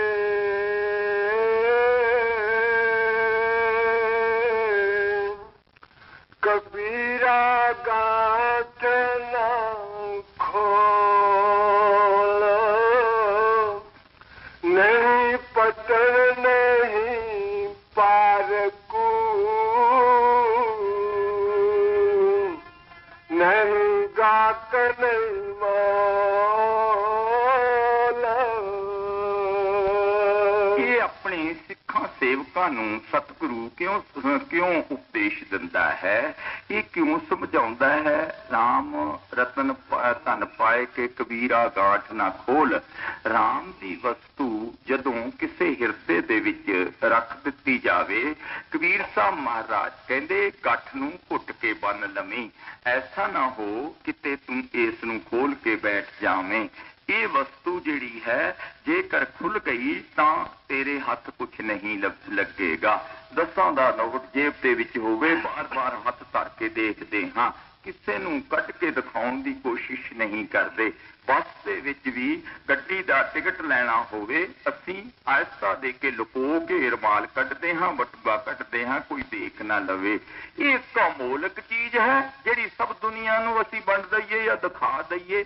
ਆਮ ਤੌਰ ਤੇ ਲੋਕ ਸਵਾਲ ਕਰਦੇ ਹਨ ਕਿ ਰਾਧਾ ਸੁਆਮੀ ਮੱਤ ਦੇ ਜਿਹੜੇ ਲੋਕ ਹਨ ਇਹ ਨਾਮ ਨਹੀਂ ਦੱਸਦੇ। ਅਗਰ ਦੱਸ ਵੀ ਦਈਏ ਇਹ ਕੀ ਵੱਡੀ ਗੱਲ ਹੈ? ਨਾਮ ਅਗਰ ਕਿਸੇ ਨੂੰ ਦੱਸ ਵੀ ਦਿੱਤਾ ਜਾਵੇ ਉਹਨੂੰ ਕੀ ਫਾਇਦਾ ਹੋ ਸਕਦਾ ਹੈ? ਕਿਸੇ ਬੰਦੇ ਨੂੰ ਕਹਿ ਦਈਏ ਕਿ ਦੇਖ ਕਸ਼ਮੀਰ ਦੀ ਬੌਲੀ ਜਿਹੜੀ ਹੈ ਬੜੀ ਸੋਹਣੀ ਹੈ, ਉੱਥੇ ਚੌਹਾਂ ਪਾਸੇ ਬੜੇ ਸੁੰਦਰ ਉੱਚੇ ਉੱਚੇ ਬੜੇ ਸੋਹਣੇ ਦਰਖਤ ਲੱਗੇ ਹੋਏ ਹਨ, ਉਹਨਾਂ ਦੀ ਛਾਂ ਉਹਦੇ ਵਿੱਚ ਆਉਂਦੀ ਹੈ, ਸੂਰਜ ਜਦ ਉੱਪਰ ਆਉਂਦਾ ਹੈ ਉਹਦੀ ਬੜੀ ਰੋਸ਼ਨੀ ਹੁੰਦੀ ਹੈ, ਉਹਦੀਆਂ ਕਿਰਨਾਂ ਬਾਹਰ ਨੂੰ ਨਜ਼ਰ ਆਉਂਦੀਆਂ ਹਨ। ਜਦੋਂ ਸਾਰਾ ਕੁਝ ਉਸ ਨੂੰ ਸਮਝਾਈਏ ਕਹੀਏ, ਉਹ ਕਹਿੰਦਾ ਇੱਕ ਨਹੀਂ ਪਤਾ ਲੱਗਣਾ, ਜਦ ਜਾ ਕੇ ਦੇਖਾਂਗੇ ਜਦੇ ਪਤਾ ਲੱਗੇਗਾ। ਇਸ ਕਰਕੇ ਜਦ ਤੱਕ ਉਸ ਗੱਲ ਦਾ ਅਨੁਭਵ ਨਹੀਂ ਹੁੰਦਾ, ਦੱਸਣ ਨਾਲ ਕੀ ਬਣ ਸਕਦਾ ਹੈ, ਕਹਿਣ ਨਾਲ ਕੀ ਬਣ ਸਕਦਾ ਹੈ? ਹਜ਼ੂਰ ਫਰਮਾਇਆ ਕਰਦੇ ਸੀ, ਹਜ਼ੂਰ ਮਹਾਰਾਜ ਜੀ ਨੇ ਸਵਾਲ ਜਵਾਬਾਂ ਦੇ ਵਿੱਚ ਇੱਕ ਜਗ੍ਹਾ ਦੱਸਿਆ ਹੈ ਕਿ ਇੱਕ ਦਫਾ ਸਿਕੰਦਰ ਜਿਹੜਾ ਸੀ ਉਹ ਇੱਕ ਦਰਿਆਏ ਬਿਆਸ ਦੇ ਕਿਨਾਰੇ ਦੇ ਉੱਤੇ ਇੱਕ ਫਕੀਰ ਰੇਤ ਦੇ ਉੱਤੇ ਸੁੱਤਾ ਪਿਆ ਸੀ। ਉਹਦੇ ਪਾਸ ਗਏ ਕਿ ਫਕੀਰਾ ਮੈਨੂੰ ਨਾਮ ਦੇ ਦੇ। ਉਸਨੇ ਕਿਹਾ ਕੱਲ ਆ ਜਾਣਾ। ਉਹ ਫੇਰ ਚਲੇ ਗਏ, ਕਹਿੰਦਾ ਫਕੀਰਾ ਮੈਨੂੰ ਨਾਮ ਦੇ ਦੇ। ਉਹਨੇ ਕਿਹਾ ਅੱਛਾ ਜਾ ਰਾਮ ਰਾਮ ਕਿਹਾ ਕਰ। ਉਹਨੇ ਕਿਹਾ ਇਹਨੇ ਦਿੱਤਾ ਸੀ, ਸਾਰੀ ਦੁਨੀਆ ਰਾਮ ਰਾਮ ਕਹਿੰਦੀ ਹੈ, ਇਹਨੇ ਉਹੀ ਗੱਲ ਮੈਨੂੰ ਕਹਿ ਦਿੱਤੀ। ਰਾਮ ਰਾਮ ਦਾ ਲਫ਼ਜ਼ ਜਿਹੜਾ ਹੈ ਆਮ ਦੁਨੀਆ ਕਹਿੰਦੀ ਚਲੀ ਜਾ ਰਹੀ ਹੈ। ਤਾਂ ਉਸੇ ਵਕਤ ਉੱਠ ਬਾਦਸ਼ਾਹ ਜਿਹੜਾ ਸੀ ਫਿਰ ਆਇਆ, ਕਹਿੰਦਾ ਫਕੀਰਾ ਮੈਨੂੰ ਤੇਰੀ ਗੱਲ ਤੇ ਤਸੱਲੀ ਨਹੀਂ ਆਈ, ਐਵੇਂ ਤਾਂ ਮੈਨੂੰ ਢਾਲ ਦਿੱਤਾ ਹੈ, ਕੀ ਰਾਮ ਰਾਮ ਤਾਂ ਸਾਰੀ ਦੁਨੀਆ ਹੀ ਕਹਿੰਦੀ ਹੈ। ਫਕੀਰ ਨੇ ਕਿਹਾ ਮੈਂ ਕਿਸੇ ਦਿਨ ਆਵਾਂਗਾ, ਫਿਰ ਤੈਨੂੰ ਆ ਕੇ ਦੱਸਾਂਗਾ। ਕਹਿੰਦੇ ਹਨ ਫਕੀਰ ਇੱਕ ਦਿਨ ਚਲਿਆ ਗਿਆ, ਨੀਚੇ ਜਾ ਕੇ ਖੜਾ ਹੋ ਕੇ ਕਿਹਾ ਬਾਦਸ਼ਾਹ ਨੂੰ ਜਰਾ ਪਕੜੋ ਸਾਰੇ ਇਕੱਠੇ ਹੋ ਕੇ, ਇਹ ਮੂਰਖ ਹੈ, ਇਹਨੂੰ ਅੰਦਰ ਕਰ ਦਿਓ। ਫਕੀਰ ਦੀ ਗੱਲ ਕੌਣ ਮੰਨੇ? ਉੱਥੇ ਤਾਂ ਬਾਦਸ਼ਾਹ ਦਾ ਹੁਕਮ ਚੱਲਦਾ ਹੈ, ਉੱਥੇ ਬਾਦਸ਼ਾਹੀ ਦੀ ਹਕੂਮਤ ਚੱਲਦੀ ਹੈ। ਉਸ ਵਕਤ ਕੋਈ ਵੀ ਉੱਠ ਕੇ ਖੜਾ ਨਾ ਹੋਇਆ। ਫਿਰ ਉਸਨੇ ਕਿਹਾ ਪਰ ਕੋਈ ਉੱਠ ਕੇ ਖੜਾ ਨਾ ਹੋਇਆ। ਕਿ ਬਾਦਸ਼ਾਹ ਨੇ ਸੋਚਿਆ ਇਹ ਫਕੀਰ ਅੱਗੇ ਵੱਧਦਾ ਜਾਂਦਾ ਹੈ, ਇਸ ਨੂੰ ਰੋਕ ਲਿੱਤਾ ਜਾਵੇ। ਉਸੇ ਵਕਤ ਕਿਹਾ ਹੈ ਫਕੀਰ ਨੂੰ ਪਕੜ ਕੇ ਅੰਦਰ ਬੰਦ ਕਰ ਦਿਓ। ਉਹਨਾਂ ਦਾ ਹੁਕਮ ਬਾਦਸ਼ਾਹ ਦਾ ਹੁਕਮ ਸੀ, ਜ਼ੁਬਾਨੋਂ ਲਫ਼ਜ਼ ਨਿਕਲਣਾ ਸੀ, ਫੌਰਨ ਹੀ ਫਕੀਰ ਨੂੰ ਬੰਨਿਆ ਗਿਆ ਔਰ ਅੰਦਰ ਬੰਦ ਕਰ ਦਿੱਤਾ। ਫਕੀਰ ਜਾਣ ਲੱਗਿਆ ਹੱਥ ਖੜਾ ਕਰਕੇ ਕਹਿੰਦਾ ਹੈ ਤੇਰਾ ਹੁਕਮ ਇੱਥੇ ਰਾਜਧਾਨੀ ਵਿੱਚ ਚੱਲਦਾ ਹੈ, ਮੇਰੇ ਮਾਲਕ ਦੀ ਦਰਗਾਹ ਵਿੱਚ ਚੱਲਦਾ ਹੈ। ਜਿਹੜਾ ਨਾਮ ਮੈਂ ਤੈਨੂੰ ਦਿੱਤਾ ਹੈ ਉਹ ਮਾਲਕ ਦੀ ਦਰਗਾਹ ਵਿੱਚ ਮੈਂ ਤੇਰਾ ਹੁਕਮ ਕਰਕੇ ਤੈਨੂੰ ਉੱਥੇ ਜਾ ਕੇ ਹੁਕਮ ਕਰਾਂਗਾ। ਛੱਡ ਦਿਓ, ਮੇਰੀ ਦਾੜੀ ਹਿੱਲ ਜਾਵੇਗੀ। ਜਦੋਂ ਮੇਰੀ ਦਾੜੀ ਹਿੱਲੇਗੀ ਤੈਨੂੰ ਫਾਂਸੀ ਦੇ ਤਖਤੇ ਤੋਂ ਉਤਾਰ ਦਿੱਤਾ ਜਾਵੇਗਾ, ਤੈਨੂੰ ਜਮਦੂਤਾਂ ਤੋਂ ਬਚਾ ਲਿੱਤਾ ਜਾਵੇਗਾ। ਜਿਸ ਤਰ੍ਹਾਂ ਤੇਰਾ ਆਪਣੀ ਹਕੂਮਤ ਦੇ ਵਿੱਚ ਇੱਥੇ ਹੁਕਮ ਚੱਲਦਾ ਹੈ, ਮੇਰੀ ਵੀ ਹਕੂਮਤ ਦੇ ਵਿੱਚ ਹਕੂਮਤ ਹੈ। ਮੈਂ ਵੀ ਉਸ ਸ਼ਹਿਨਸ਼ਾਹ ਦੇ ਦਰਬਾਰ ਦੇ ਵਿੱਚ ਜੋ ਹੁਕਮ ਕਰਾਂਗਾ ਉਹ ਹੋਵੇਗਾ। ਬਾਦਸ਼ਾਹ ਨੂੰ ਸਮਝ ਆ ਗਈ ਕਿ ਇਹ ਜਿਹੜਾ ਇੱਕ ਅੱਖਰ ਜੋ ਗੁਰਮੁਖ ਜਾਪੇ ਤਿਸ ਕੀ ਨਿਰਮਲ ਸੋਈ। ਜਿਹੜਾ ਗੁਰਮੁਖਾਂ ਦੇ ਮੁਖਾਰ ਵਿੱਚੋਂ ਇੱਕ ਲਫ਼ਜ਼ ਨਿਕਲਦਾ ਹੈ ਉਹ ਉੱਚਾ ਹੈ, ਉਹ ਸੁੱਚਾ ਹੈ, ਉਹ ਨਿਰਮਲ ਹੈ। ਜੋ ਕੁਝ ਗੁਰਮੁਖ ਕਹਿ ਦਿੰਦੇ ਹਨ, ਇਸ਼ਾਰਾ ਕਰ ਦੇਣ, ਅੱਖ ਦਾ ਕਰ ਦੇਣ, ਹੱਥ ਦਾ ਕਰ ਦੇਣ, ਜ਼ੁਬਾਨ ਦਾ ਕਰ ਦੇਣ, ਕਿਤੇ ਛੋਟੀ ਜਿਹੀ ਗੱਲ ਹੈ। ਇਸ ਕਰਕੇ ਕਬੀਰ ਸਾਹਿਬ ਮਹਾਰਾਜ ਜੀ ਕਹਿੰਦੇ ਹਨ ਕਿ ਭਰਾਵਾ ਇਹ ਧਨ ਜਿਹੜਾ ਤੈਨੂੰ ਮਿਲਿਆ ਹੋਇਆ ਹੈ ਇਹਨੂੰ ਖੋ ਨਾ ਦੇਣਾ। ਰਾਮ ਰਤਨ ਧਨ ਪਾਏ ਕਿ ਕਬੀਰਾ ਗਾਂਠ ਨਾ ਖੋਲ। ਨਹੀਂ ਪਟਣ, ਨਹੀਂ ਪਾਰਖੂ, ਨਹੀਂ ਗਾਹਕ, ਨਹੀਂ ਮੋਲ। ਨਾ ਇਹਦਾ ਕੋਈ ਗਾਹਕ ਹੈ, ਨਾ ਕੋਈ ਇਸ ਦਾ ਮੁੱਲ ਪਾ ਸਕਦਾ ਹੈ। ਇਸ ਦਾ ਕੋਈ ਮੁੱਲ ਕੌਣ ਦੇ ਸਕਦਾ ਹੈ, ਇਸ ਦਾ ਕੋਈ ਗਾਹਕ ਕੌਣ ਬਣ ਸਕਦਾ ਹੈ। ਇਸ ਕਰਕੇ ਮਹਾਤਮਾ ਕਹਿੰਦੇ ਹਨ ਖਾ ਕੇ ਕੈ ਨਹੀਂ ਕਰ ਦੇਣੀ, ਉਲਟੀ ਨਹੀਂ ਕਰ ਦੇਣੀ। ਜੋ ਨਾਮ ਰੂਪੀ ਵਸਤੂ ਤੇਰੇ ਹਿਰਦੇ ਵਿੱਚ ਰੱਖੀ ਹੋਈ ਹੈ ਇਹਨੂੰ ਸ਼ਾਂਤ ਕਰ। ਲੰਮਾ ਪੈਣ ਦੀ ਵੀ ਜ਼ਰੂਰਤ ਨਹੀਂ, ਇੱਥੇ ਆਪਣੀਆਂ ਸੁਰਤਾਂ ਚੜਾਉਣ ਦੀ ਵੀ ਜ਼ਰੂਰਤ ਨਹੀਂ। ਇਹਦੇ ਵਿੱਚ ਵੀ ਬੰਦਾ ਲੁੱਟਿਆ ਜਾਂਦਾ ਹੈ। ਬੀਬੀਆਂ ਕਹਿਣ ਲੱਗ ਜਾਂਦੀਆਂ ਫਲਾਣੀ ਬੀਬੀ ਦੀ ਤਾਂ ਸੁਰਤ ਚੜਨ ਲੱਗ ਗਈ, ਹੁਣ ਇਹ ਰੱਬ ਨੂੰ ਮਿਲ ਗਈ, ਉਹਦੇ ਪੈਣੀ ਹੱਥ ਲਾ ਲੈਣਾ, ਉਹਦਾ ਘਰ ਜਾਣਾ ਸ਼ੁਰੂ ਕਰ ਦਿੰਦੇ ਹਨ। ਘਰ ਬੈਠ ਕੇ ਸੁਰਤਾਂ ਚੜਾਵੋ, ਘਰ ਬੈਠ ਕੇ ਮਾਲਕ ਨੂੰ ਯਾਦ ਕਰੋ। ਇੱਥੇ ਤਾਂ ਅਸੀਂ ਸਤਸੰਗ ਸੁਣਨ ਵਾਸਤੇ ਆਉਂਦੇ ਹਾਂ, ਅਸਲ ਗੱਲ ਸੁਣਨ ਵਾਸਤੇ ਆਉਂਦੇ ਹਾਂ। ਸੁਣੀਆਂ ਅੱਖਾਂ ਨਾਲ ਉਸ ਨੂੰ ਸੁਣਨਾ ਹੈ, ਪਿਆਰ ਨਾਲ ਸੁਣਨਾ ਹੈ, ਉਹਨੂੰ ਹਿਰਦੇ ਅੰਦਰ ਵਸਾ ਕੇ ਲੈ ਕੇ ਜਾਣਾ ਹੈ। ਜੋ ਕੁਝ ਸਤਸੰਗ ਦੇ ਵਿੱਚ ਕਿਹਾ ਜਾਂਦਾ ਹੈ ਉਸ ਨੂੰ ਅਸੀਂ ਗ੍ਰਹਿਣ ਕਰਨਾ ਹੈ। ਇਸ ਕਰਕੇ ਕਬੀਰ ਸਾਹਿਬ ਮਹਾਰਾਜ ਜੀ ਪਿਆਰ ਨਾਲ ਸਮਝਾਉਂਦੇ ਹਨ। ਸੁਣੋ ਅਗਲੀ ਤੁਕ ਦੇ ਵਿੱਚ ਕੀ ਕਹਿੰਦੇ ਹਨ। ਹਾਂਜੀ, ਕਬੀਰ ਇਹ ਤਨ ਜਾਏਗਾ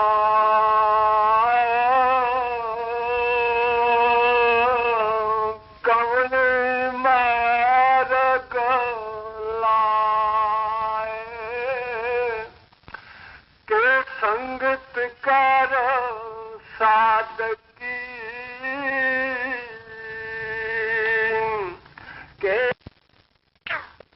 ਅੰਦਰ ਬੈਠਾ ਪੜਦਾ ਹੋਵੇ, ਮਾਂ ਉਹਦੀ ਜਾ ਕੇ ਦੇਖ ਲਵੇ, ਉਹ ਉਂਗਦਾ ਹੈ, ਉਹਦੀ ਮਾਂ ਉਹਦੇ ਥੱਪੜ ਮਾਰਦੀ ਹੈ, ਉਹਨੂੰ ਹਲੂਣਾ ਦਿੰਦੀ ਹੈ। ਤੈਨੂੰ ਪਤਾ ਨਹੀਂ ਕੱਲ ਨੂੰ ਤੇਰਾ ਇਮਤਿਹਾਨ ਹੈ, ਤੂੰ ਸੌਂਦਾ ਕਿਉਂ ਹੈ, ਤੈਨੂੰ ਪੇਪਰ ਕਿਸ ਤਰ੍ਹਾਂ ਕਰੇਗਾ, ਤੈਨੂੰ ਸਮਝ ਨਹੀਂ ਆਉਂਦੀ। ਇਸੇ ਤਰ੍ਹਾਂ ਕਬੀਰ ਸਾਹਿਬ ਮਹਾਰਾਜ ਜੀ ਸਾਡੀ ਗਰਦਨ ਪਕੜ ਕੇ ਸਾਨੂੰ ਸਮਝਾਉਂਦੇ ਹਨ ਉਹ ਇਹ ਤਨ ਜਾਏਗਾ। ਮਤਾ ਤੇਰੇ ਮਨ ਦੇ ਵਿੱਚ ਹੰਕਾਰ ਹੋਵੇ ਕਿ ਮੈਂ ਇਸ ਦੁਨੀਆ ਦੇ ਵਿੱਚ ਹੀ ਬੈਠਾ ਰਹਾਂਗਾ। ਇਹ ਦੁਨੀਆ ਜਿਹੜੀ ਹੈ 4 ਦਿਨ ਦੀ ਨਮਾਇਸ਼ ਹੈ। ਇਹ ਦੁਨੀਆ ਦੇ ਵਿੱਚ ਅਸੀਂ ਰਾਜੇ ਮਹਾਰਾਜੇ ਸੇਠ ਸ਼ਾਹੂਕਾਰ ਅਮੀਰ ਗਰੀਬ ਬਣ ਕੇ ਆਉਂਦੇ ਹਾਂ। ਮਿਸਾਲ ਦੇ ਤੌਰ ਤੇ ਜਿਸ ਤਰ੍ਹਾਂ ਇੱਕ ਟਰੈਕਟਰ ਜਿਹੜਾ ਹੈ ਉਹ ਕੀ ਕਰਦਾ ਹੈ, ਕਲਾਕਾਰ ਨੂੰ ਆਪਣੇ ਕਲਾਕਾਰਾਂ ਨੂੰ ਨਾਲ ਲੈ ਲੈਂਦਾ ਹੈ। ਕਲਾਕਾਰਾਂ ਨੂੰ ਨਾਲ ਲੈ ਕੇ ਇੱਕ ਨੂੰ ਇਸ਼ਾਰਾ ਕਰਦਾ ਹੈ ਤੂੰ ਬਾਦਸ਼ਾਹ ਬਣ ਜਾ, ਉਹ ਬਾਦਸ਼ਾਹ ਦੇ ਕੱਪੜੇ ਪਹਿਨ ਲੈਂਦਾ ਹੈ। ਦੂਏ ਨੂੰ ਇਸ਼ਾਰਾ ਕਰਦਾ ਹੈ ਤੂੰ ਗੋਲਾ ਬਣ ਜਾ, ਉਹ ਗੁਲਾਮ ਦੇ ਕੱਪੜੇ ਪਾ ਲੈਂਦਾ ਹੈ। ਤੀਸਰੇ ਨੂੰ ਕਹਿੰਦਾ ਤੂੰ ਰਾਣੀ ਬਣ ਜਾ, ਉਹ ਰਾਣੀ ਦੇ ਕੱਪੜੇ ਪਾ ਲੈਂਦਾ ਹੈ। ਚੌਥੇ ਨੂੰ ਕਹਿੰਦਾ ਹੈ ਤੂੰ ਫਲਾਣਾ ਪਾਰਟ ਅਦਾ ਕਰ, ਉਹ ਉਸ ਪਾਰਟ ਨੂੰ ਅਦਾ ਕਰਨ ਲੱਗ ਜਾਂਦਾ ਹੈ। ਸਾਰੇ ਹੀ ਸਟੇਜ ਦੇ ਉੱਤੇ ਆ ਕੇ ਬੈਠ ਜਾਂਦੇ ਹਨ। ਜਦੋਂ ਸਟੇਜ ਦੇ ਉੱਤੇ ਆ ਕੇ ਉਹਨਾਂ ਨੂੰ ਪਤਾ ਹੈ 1-2 ਮਿੰਟ ਵਾਸਤੇ ਬਾਦਸ਼ਾਹ ਬਣੇ ਹਾਂ, 1-2 ਮਿੰਟ ਵਾਸਤੇ ਗੁਲਾਮ ਬਣੇ ਹਾਂ, 1-2 ਮਿੰਟ ਵਾਸਤੇ ਰਾਜੇ ਬਣੇ ਹਾਂ, ਰਾਣੀਆਂ ਬਣੀਆਂ ਹਾਂ।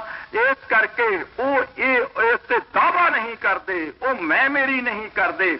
ਉਹ ਜੇਕਰ ਬਾਦਸ਼ਾਹ ਕਹੇ ਉਹ ਕੱਪੜੇ ਹੀ ਨਾ ਖੋਲੇ, ਸਟੇਡੀਓ ਦੇ ਵਿੱਚ ਜਾਂਦਾ ਹੈ, ਫੌਰਨ ਕੱਪੜੇ ਖੋਲ ਕੇ ਉੱਥੇ ਸੁੱਟ ਦਿੰਦਾ ਹੈ, ਫਿਰ ਸਾਡੇ ਵਰਗਾ ਬਣ ਕੇ ਆ ਜਾਂਦਾ ਹੈ। 4 ਦਿਨ ਵਾਸਤੇ ਹਕੂਮਤ ਮਿਲਦੀ ਹੈ, 4 ਦਿਨ ਵਾਸਤੇ ਲੀਡਰੀ ਮਿਲਦੀ ਹੈ, 4 ਦਿਨ ਵਾਸਤੇ ਇਨਸਾਨ ਦਾ ਜਾਮਾ ਮਿਲਿਆ ਹੈ। ਕਬੀਰ ਸਾਹਿਬ ਮਹਾਰਾਜ ਜੀ ਬੜੇ ਪਿਆਰ ਨਾਲ ਸਮਝਾਉਂਦੇ ਹੋਏ ਕਹਿੰਦੇ ਹਨ ਕਬੀਰ ਇਹ ਤਨ ਜਾਏਗਾ ਕਪਣੇ ਮਾਰਗ ਲਾਏ, ਉਹ ਕਿਸੇ ਰਸਤੇ ਲਾ ਕੀ ਕਰ।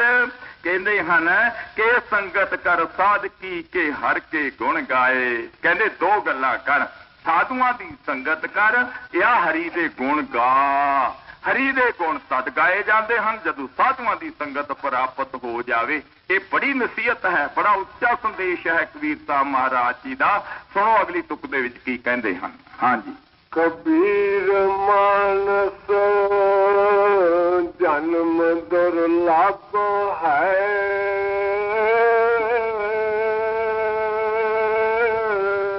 ਹੋਏ ਨ ਬਾਰ ਬਾਰ,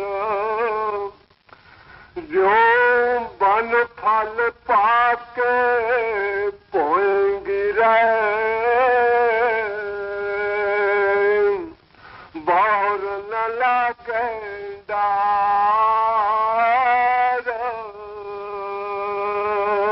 कबीर साहब महाराज जी फिर होर नसीहत दिंदे हन, चेतावनी दिंदे हुए कहते हैं, कबीर मानस जन्म दुर्लभ है, ये तन ये शरीर ਉੱਚਾ ਸੁੱਚਾ ਹੈ। ਹਜ਼ੂਰ ਇਸ ਨੂੰ ਟੌਪ ਆਫ ਦੀ ਕ੍ਰੀਏਸ਼ਨ ਕਿਹਾ ਕਰਦੇ ਸੀ, ਸਾਰੇ ਜਾਮਿਆਂ ਨਾਲੋਂ ਉੱਚਾ, ਜਿਸ ਨੂੰ ਗੁਰੂ ਨਾਨਕ ਸਾਹਿਬ ਮਹਾਰਾਜ ਜੀ ਨੇ ਹਰੀ ਦਾ ਮੰਦਰ ਕਹਿ ਕੇ ਵਡਿਆਈ ਦਿੱਤੀ ਹੈ, ਜਿਸ ਨੂੰ ਮੁਸਲਮਾਨ ਫਕੀਰਾਂ ਨੇ ਅਸ਼ਰਫ ਅਲ ਮਖਲੂਕਾਤ ਕਹਿ ਕੇ ਯਾਦ ਕੀਤਾ ਹੈ ਕਿ ਸਾਰੀ ਮਖਲੂਕਾਤ ਨਾਲੋਂ, ਸਾਰੀ ਕ੍ਰੀਏਸ਼ਨ ਨਾਲੋਂ, ਵਿਚਲੇ ਜਿਤਨੇ ਵੀ ਜਾਮੇ ਹਨ ਸਾਰਿਆਂ ਨਾਲੋਂ ਇਨਸਾਨ ਦਾ ਜਾਮਾ ਹੈ।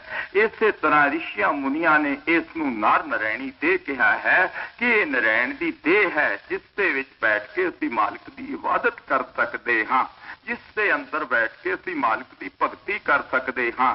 कबीर साहब महाराज कहते हैं, कहते कबीर मानस जन्म दुर्लभ है, होए न बारोए बार, ज्यों बन फल पाके पूगरे। जिस तरह हजूर मिसाल दिया करते सी कि दरख्त नालों जदों फल टुट के जमीन ते गिर जाता है, लख यतन करिए कदे उस नाल नहीं लग सकता। जदों इंसान का जामा साडा खुस गया, असी फिर 84 के जेल खाने में जाके फस गए। इसे करके गुरु साहब ने कहा सी, कई जन्म पै कीट पतंगा, कई जन्म गजमीन कुरंगा, कई जन्म पंखी सर्प होयो, कई जन्म हैवर विरख जोयो, मिल जगदीश मिलन की वरिया, चिरंकाल ए देश जरिया। चिरा के बाद इंसान का जामा मिलिया है, इस करके बार बार नसीहत दिंदे हैं, इस जामे की कदर कर, इस जामे की कदर कर। हुण सुनो अगली तुक दे विच की कहंदे हैं, कबीर बेड़ा जर्जरा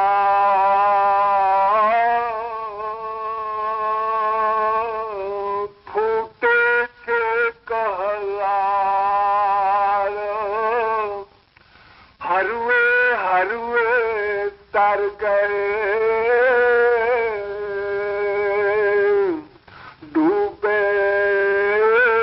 जिन सिर भार। कबीर बेड़ा जर्जरा फूटे 6000। अगर कोई किनारे दे उत्ते किश्ती लगी पुरानी खड़ी हुई होवे और उस किश्ती दे विच छेक होए हुए होण और वो खस्ता हुई होवे, वो हालत चलण वाली ना होवे, अगर उस नूं दरिया दे विच ला के ठिल जाइए, उहदे विच बैठ जाइए, उहदे अंदर पानी जरूर भर जाना है। इस करके महात्मा कहते हैं, इंसान दा ये जामा, ये जिहड़ा तैनूं मिलिया है, ये बड़ा जर्जरा पुराना हो चुकिया होया है। बेड़ा जर्जरा फूटे 6000। कहते ख्याल करके देखिया है, कहते हैं इहदे विचों अनेका छेक उठे हुए हैं, अनेका तरह के तेरे उत्ते बलेम लगे हुए हैं, अनेका तैनूं दुख लगे हुए हैं। कहते फुटे 6000, हरुए हरुए तर गए, डूबे जिन सिर पार। किहड़े तर जाते हैं?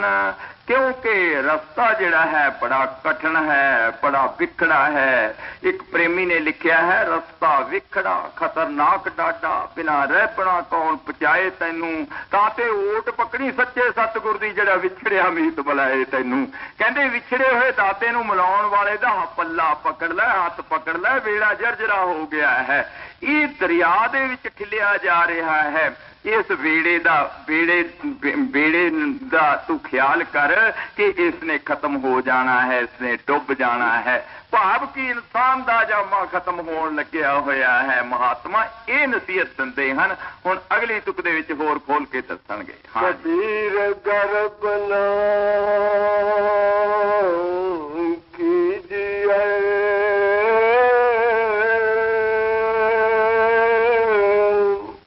रंग न हंसिए को, आज हूँ सोना समुंदर में, क्या जाना क्या हो। कबीर साहब महाराज जी गुੱਝੀਆਂ चोटां मार मार के सानू समझाउण दी कोशिश करते हैं। साडे तां कंन ते जूं तक नहीं रिंगदी, कदे सोचते ही नहीं हाँ। कबीर साहब महाराज जी कहते हंकार किहड़ी चीज दा करन लग्या होया है। कबीर साहब महाराज जी कहते कबीर गर्भ ना कीजिए। एक जगह आंदा कबीरा गर्भ ना कीजिए, ऊंचा देख वास, अजकल भूए लेटना उपर जमसी खास। कहते अजकल दे तक तू किसी दिन जमीन दे उत्ते लेट जाना है, उपर घाह जमे आना है, डंगर चरन लग जाएंगे, भरावा तेरा नामो निशान खत्म हो जाएगा।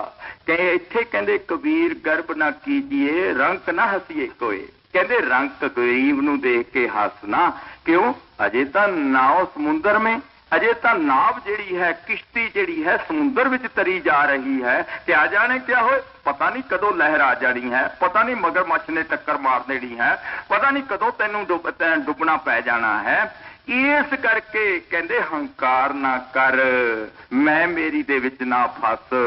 देख लो किहड़ी गल दी मैं मेरी है, किहड़ी गल दा हंकार है।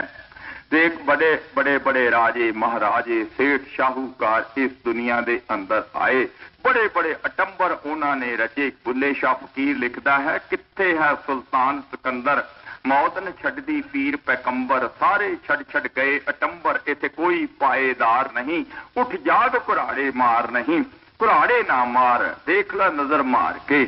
सन 47 तो पहला नवियां मुंडियां नूं तां पता नहीं, सानू पता है सन 47 तो पहला साडे हिंदुस्तान दे अंदर बड़ियां बड़ियां रियासतां राजे महाराजियां दियां हुंदियां सी। और रसालियां दे उत्ते चढ़ चढ़ के जाया करदे सी, बड़े बड़े घोड़े उन्हां दे अगे चलिया करदे सी, बीन बाजे बजिया करदे सी, रंगे टंफां बजिया करदियां सी, उपर उन्हां दे चौर कीते जांदे सी, और उन्हां दे मुकुट सोने चांदी दे हुंदे सी, बड़ी बड़ी बाबा बाबा उन्हां दे नाल हुंदी सी, अगे उन्हां दे इस्त्रियां नचदियां जांदियां हुंदियां सी, लोक तमाशा देखण वास्ते इकट्ठे हो जाते सी। ओ राजे महाराजे ओ सेठ शाहूकार एक दफा शिकागो दे अंदर एक मीटिंग हुई, उत्थे दे एक होटल दे विच बुलाया गया सारियां नूं। बड़े बड़े लोग उत्थे हिंदुस्तान दे बड़े बड़े राजे महाराजे उत्थे गए, बड़े बड़े धनाड़ गए। इन्हां नूं पुछया गया, किसे ने दस्या, किसे ने हिसाब ना दस सकिया साडे कोल कितना धन है, कितनी क जायदाद दे असीं मालिक हां।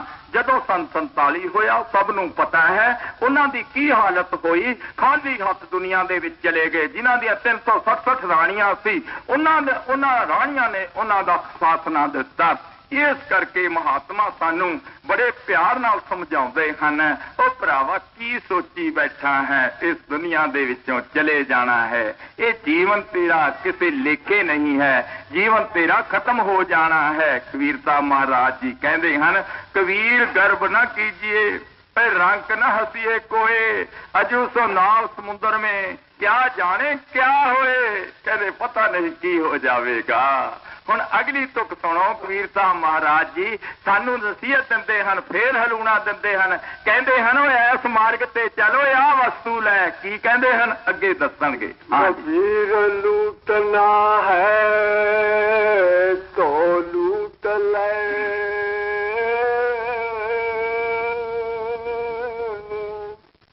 राम नाम है लूट, फिर पाछे पछताओगे, प्राण जाएंगे छूट। कबीर साहब महाराज जी कहते भरावा तैनू झोली जिहड़ी दे के भेजी सी इस नूं भर लै। वो किहड़ी चीज नाल भरनी है? हाय हाय एडा उच्चा संदेश। कहते राम नाम है लूट, वो कित्थों मिलेगा? राम नाम सत्संग दे विचों, साधुआं दी संगत दे विचों लुट पाई हुई है। मारो मार दुनिया दे अंदर वंडण लगे हुए हैं, पर असीं उत्थों की मंगण लगे हुए हाँ? तत्सार नूं छड्ड के नकल दे विच आए हुए हाँ, असल नूं छड्ड के ब्याज नूं लैण लगे हुए हाँ, मूल नूं छड्ड के ब्याज की तरफ दौड़ भज कीती हुई है।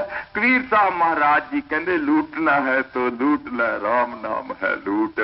राम नाम की लुट नूं छड्ड के असीं असल नूं छड्ड के नकल पकड़न लगे हुए हाँ। बड़ी सुंदर एक मिसाल है। एक दफा एक शाहूकार सी, उसने लोकां नूं पैसा देना शुरू किया होया सी। वो ब्याज से पैसा दिंदा सी, ब्याज से पैसा 150 दे दिंदा सी। उदों 150 बड़ा पैसा हुंदा सी।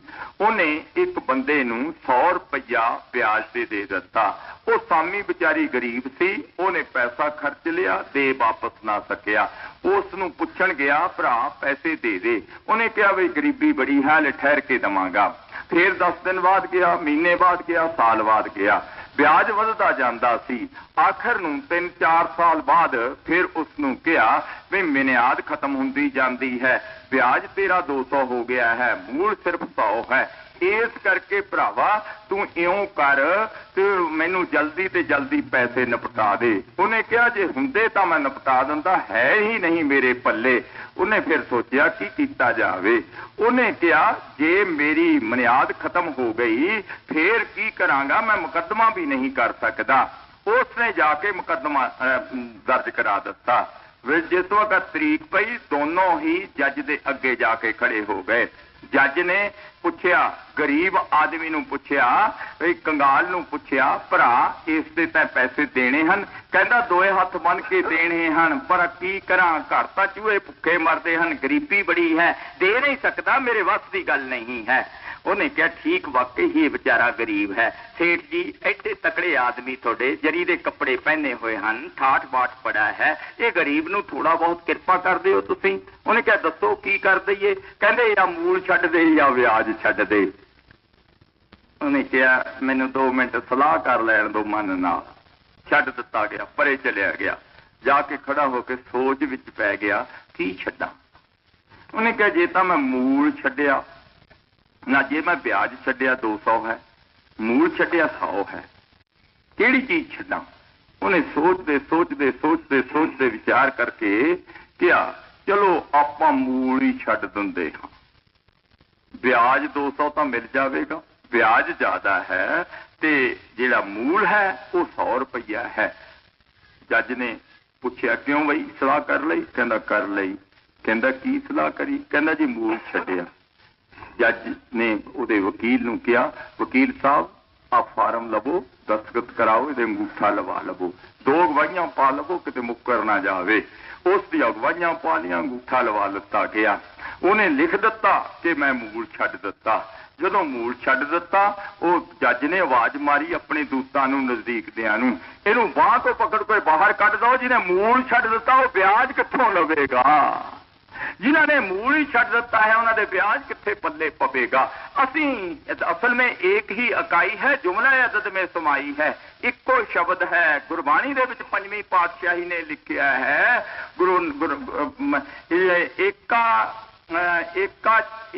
इको एक नूं पूजे, होर सब कुछ छड्ड के कहते हैं एक दे मगर लग जावे, वो शब्द दे विच लीन हो जावे। सतसार साडा शब्द है, जिस शब्द दे नूं छड्ड के असीं सारी रात काम करते हाँ, सारा रात दौड़े फिरते हाँ, सारा दिन दौड़े फिरते हाँ, पर जेकर हिरदे विच साडे नाम नहीं है, मूल नहीं है, तत्सार गल नहीं है, कौन आन के तत् विचारा, बिन हर भजन नहीं छुटकारा। साडा छुटकारा होने का सवाल ही पैदा नहीं हो सकता। इस करके महात्मा सानू बड़े प्यार नाल समझाउंदे हन, असल नूं छड्ड के नकल दे मगर दौड़न लगे होए हाँ। कबीर साहब महाराज कहते हैं लूटना है तो लूट ले, कहते तेनू समा मिलिया है हुण लुटण वास्ते। कबीर साहब कहते लूटना है तो लूट ले, राम नाम है लूट, फिर पाछे पछताओगे जब प्राण जाएंगे छूट। जदों धर्मराज दा दूत संगल पा के घसीटेगा फिर की कहेगा, फिर रोवेगा पिटेगा, फिर इसे वस दी गल नहीं रहेगी। हुण अगे सुनो की कहते हैं। कबीर ऐसा कोई ना जन्मे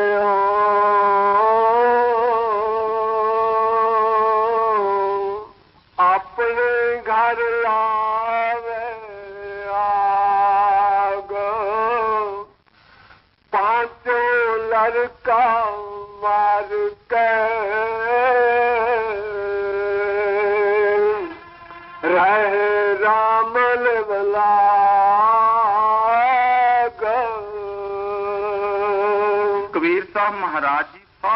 ਆਲਮ ਦੇ ਉੱਤੇ ਨਜ਼ਰ ਮਾਰ ਕੇ ਕਹਿੰਦੇ ਹਨ, ਕਹਿੰਦੇ ਕੋਈ ਐਸਾ ਸੰਸਾਰ ਦੇ ਵਿੱਚ ਜੀਵ ਪੈਦਾ ਨਹੀਂ ਹੋਇਆ ਜਿਹੜਾ ਆਪਣੇ ਘਰ ਨੂੰ ਅੱਗ ਲਾ ਦੇਵੇ। ਘਰ ਨੂੰ ਅੱਗ ਲਾਉਣ ਦਾ ਮਤਲਬ ਕੀ ਹੈ? ਜਿਹੜਾ ਕਾਮ ਨੂੰ ਮਾਰ ਲਵੇ, ਕ੍ਰੋਧ ਨੂੰ ਮਾਰ ਲਵੇ, ਲੋਭ ਨੂੰ ਮਾਰ ਲਵੇ, ਹੰਕਾਰ ਨੂੰ ਮਾਰ ਲਵੇ। ਜਦੋਂ ਕਾਮ, ਕ੍ਰੋਧ, ਲੋਭ, ਮੋਹ, ਹੰਕਾਰ ਦੀਆਂ ਜਦੋਂ ਛਾਉਣੀਆਂ ਚੱਕੀਆਂ ਜਾਂਦੀਆਂ ਹਨ, ਇਹ ਬੜੇ ਜ਼ੋਰ ਪਾਉਂਦੇ ਹਨ, ਇਹ ਸਾਡੇ ਅੰਦਰ ਬੜੇ ਖਟਪਟ ਪੈਦਾ ਕਰ ਦਿੰਦੇ ਹਨ। ਫਿਰ ਇਹਨਾਂ ਦੀ ਜਗ੍ਹਾ ਸੀਲ, ਸੰਤੋਖ, ਖਿਮਾ, ਧੀਰਜ, ਵਿਵੇਕ ਪੈਦਾ ਕਰਨੇ ਪੈਂਦੇ ਹਨ। ਪੰਜ ਮਨਾਏ, ਪੰਜ ਰਸਾਏ, ਪੰਜ ਬਸਾਏ, ਪੰਜ ਗਵਾਏ, ਇਹ ਵੀ ਤੇ ਨਗਰ ਪੁੱਠਾ ਮੇਰੇ ਭਾਈ। ਇਸ ਤਰੀਕੇ ਦੇ ਨਾਲ ਇੱਕ ਨਗਰ ਵਸਦਾ ਹੈ ਸਾਡੀ ਕਾਇਆ ਦੇ ਅੰਦਰ, ਫਿਰ ਸਦਾ ਵਾਸਤੇ ਇਸ ਘਰ ਨੂੰ ਅੱਗ ਲੱਗ ਜਾਂਦੀ ਹੈ। ਪਰ ਕਬੀਰ ਸਾਹਿਬ ਮਹਾਰਾਜ ਕਹਿੰਦੇ ਕੋਈ ਨਜ਼ਰ ਮਾਰ ਕੇ ਦੇਖੀਏ, ਕੋਈ ਐਸਾ ਨਹੀਂ ਜਨਮਿਆ ਜਿਹੜਾ ਆਪਣੇ ਘਰ ਨੂੰ ਅੱਗ ਲਾ ਦੇਵੇ। ਬੜਾ ਸੁੰਦਰ ਸੰਦੇਸ਼ ਹੈ। ਹੁਣ ਕਬੀਰ ਸਾਹਿਬ ਅਖੀਰਲੀ ਤੁਕ ਦੇ ਵਿੱਚ ਬੜਾ ਸੁੰਦਰ ਸੰਦੇਸ਼ ਦੇ ਕੇ ਸਮਝਾਉਂਦੇ ਹਨ। ਸੁਣੋ ਕੀ ਕਹਿੰਦੇ ਹਨ। ਕਬੀਰ ਸੱਚਾ ਸਤਿਗੁਰ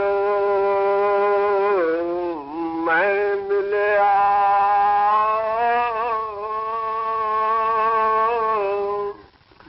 ਸ਼ਬਦ ਆਇਆ ਏਕ, ਲਾਗਤ ਹੀ ਭੂਏ ਮਿਲ ਗਿਆ, ਪਰ ਅਕਲ ਤੇ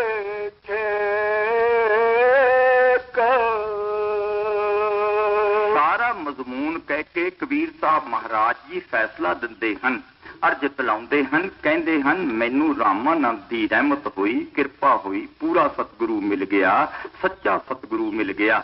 ਉਹਨੇ ਮੇਰੇ ਇੱਕ ਬਾਣ ਮਾਰਿਆ, ਸ਼ਬਦ ਦਾ ਬਾਣ ਬਾਹ ਦਿੱਤਾ। ਉਹਦੇ ਨਾਲ ਮੇਰੇ ਹਿਰਦੇ ਵਿੱਚ, ਮੇਰੇ ਸੀਨੇ ਵਿੱਚ ਛੇਕ ਪੈ ਗਿਆ। ਜਦੋਂ ਛੇਕ ਪਿਆ ਮੈਂ ਲਾਗਤ ਹੀ ਭੂਏ ਗਿਰ ਗਿਆ, ਜ਼ਮੀਨ ਦੇ ਉੱਤੇ ਗਿਰ ਗਿਆ। ਭਾਵ ਮੇਰੇ ਅੰਦਰ ਨਿਮਰਤਾ, ਮਠਾਸ, ਛੋਟਾਪਨ ਆ ਗਿਆ। ਜਦ ਤੱਕ ਇਹ ਸੰਤ ਮਤ ਦੀ ਪਹਿਲੀ ਮੰਜ਼ਲ ਹੈ, ਸੰਤ ਮਤ ਦੇ ਅੰਦਰ ਆਉਣ ਵਾਸਤੇ ਨਿਮਰਤਾ ਦੀ ਜ਼ਰੂਰਤ ਹੈ। ਅਗਰ ਕਿਸੇ ਦੇ ਅੰਦਰ ਅਜੇ ਤੱਕ ਨਿਮਰਤਾ ਨਹੀਂ ਆਈ, ਉਹ ਸਮਝ ਲਵੇ ਅਜੇ ਸੰਤ ਮਤ ਦੇ ਵਿੱਚ ਮੈਂ ਨਹੀਂ ਆਇਆ। ਜਦੋਂ ਤੱਕ ਨਿਮਰਤਾ ਨਹੀਂ ਆਉਂਦੀ, ਛੋਟਾਪਨ ਨਹੀਂ ਆਉਂਦਾ, ਜਿਹੜਾ ਨੀਵਾਂਪਨ ਹੈ ਤੇ ਸੰਤ ਮਤ ਦੀ ਉਚਾਈ ਦਾ ਉੱਪਰਲੀ ਟੀਸੀ ਹੈ। ਜਿਹੜਾ ਉੱਚਾਪਨ ਹੈ ਇਹ ਸੰਤ ਮਤ ਦੀ ਕਾਰ ਹੈ, ਖੱਡ ਹੈ। ਇਸ ਕਰਕੇ ਮਹਾਤਮਾ ਕਹਿੰਦੇ ਹਨ ਨੀਵਾਂ ਹੋ ਕੇ ਚੱਲਣ ਦੀ ऊंचा सबको चले, नीचा चले ना कोई, नीचा होकर वो चले जो उच्ची कुल का होए। कबीर साहब महाराज जी कहते हैं उच्चा होके सारा संसार चलता है, पर नीचा होके तो उच्ची कुल वाला कोई चलता है। कबीर साहब महाराज जी गुरु दरबार साहब की बाणी दे विच लिखिया है, मिठत नीवी नानका गुण चंगियाइयां तत। चंगियाइयां दा तत जिहड़ा है, असल जिहड़ा है वो मिठत है। कहते हैं तुलसी इस संसार में 3 रतन है भारत। इस दुनिया दे अंदर 3 रतन हैं, मिठा बोलन, निभ निभ चलन, करना परोपकार। मिठा बोलना, निभ के चलना और परोपकार करना, ये 3 चीज़ां जिसके पल्ले नहीं, अजे वो सत्संगी नहीं बनिया।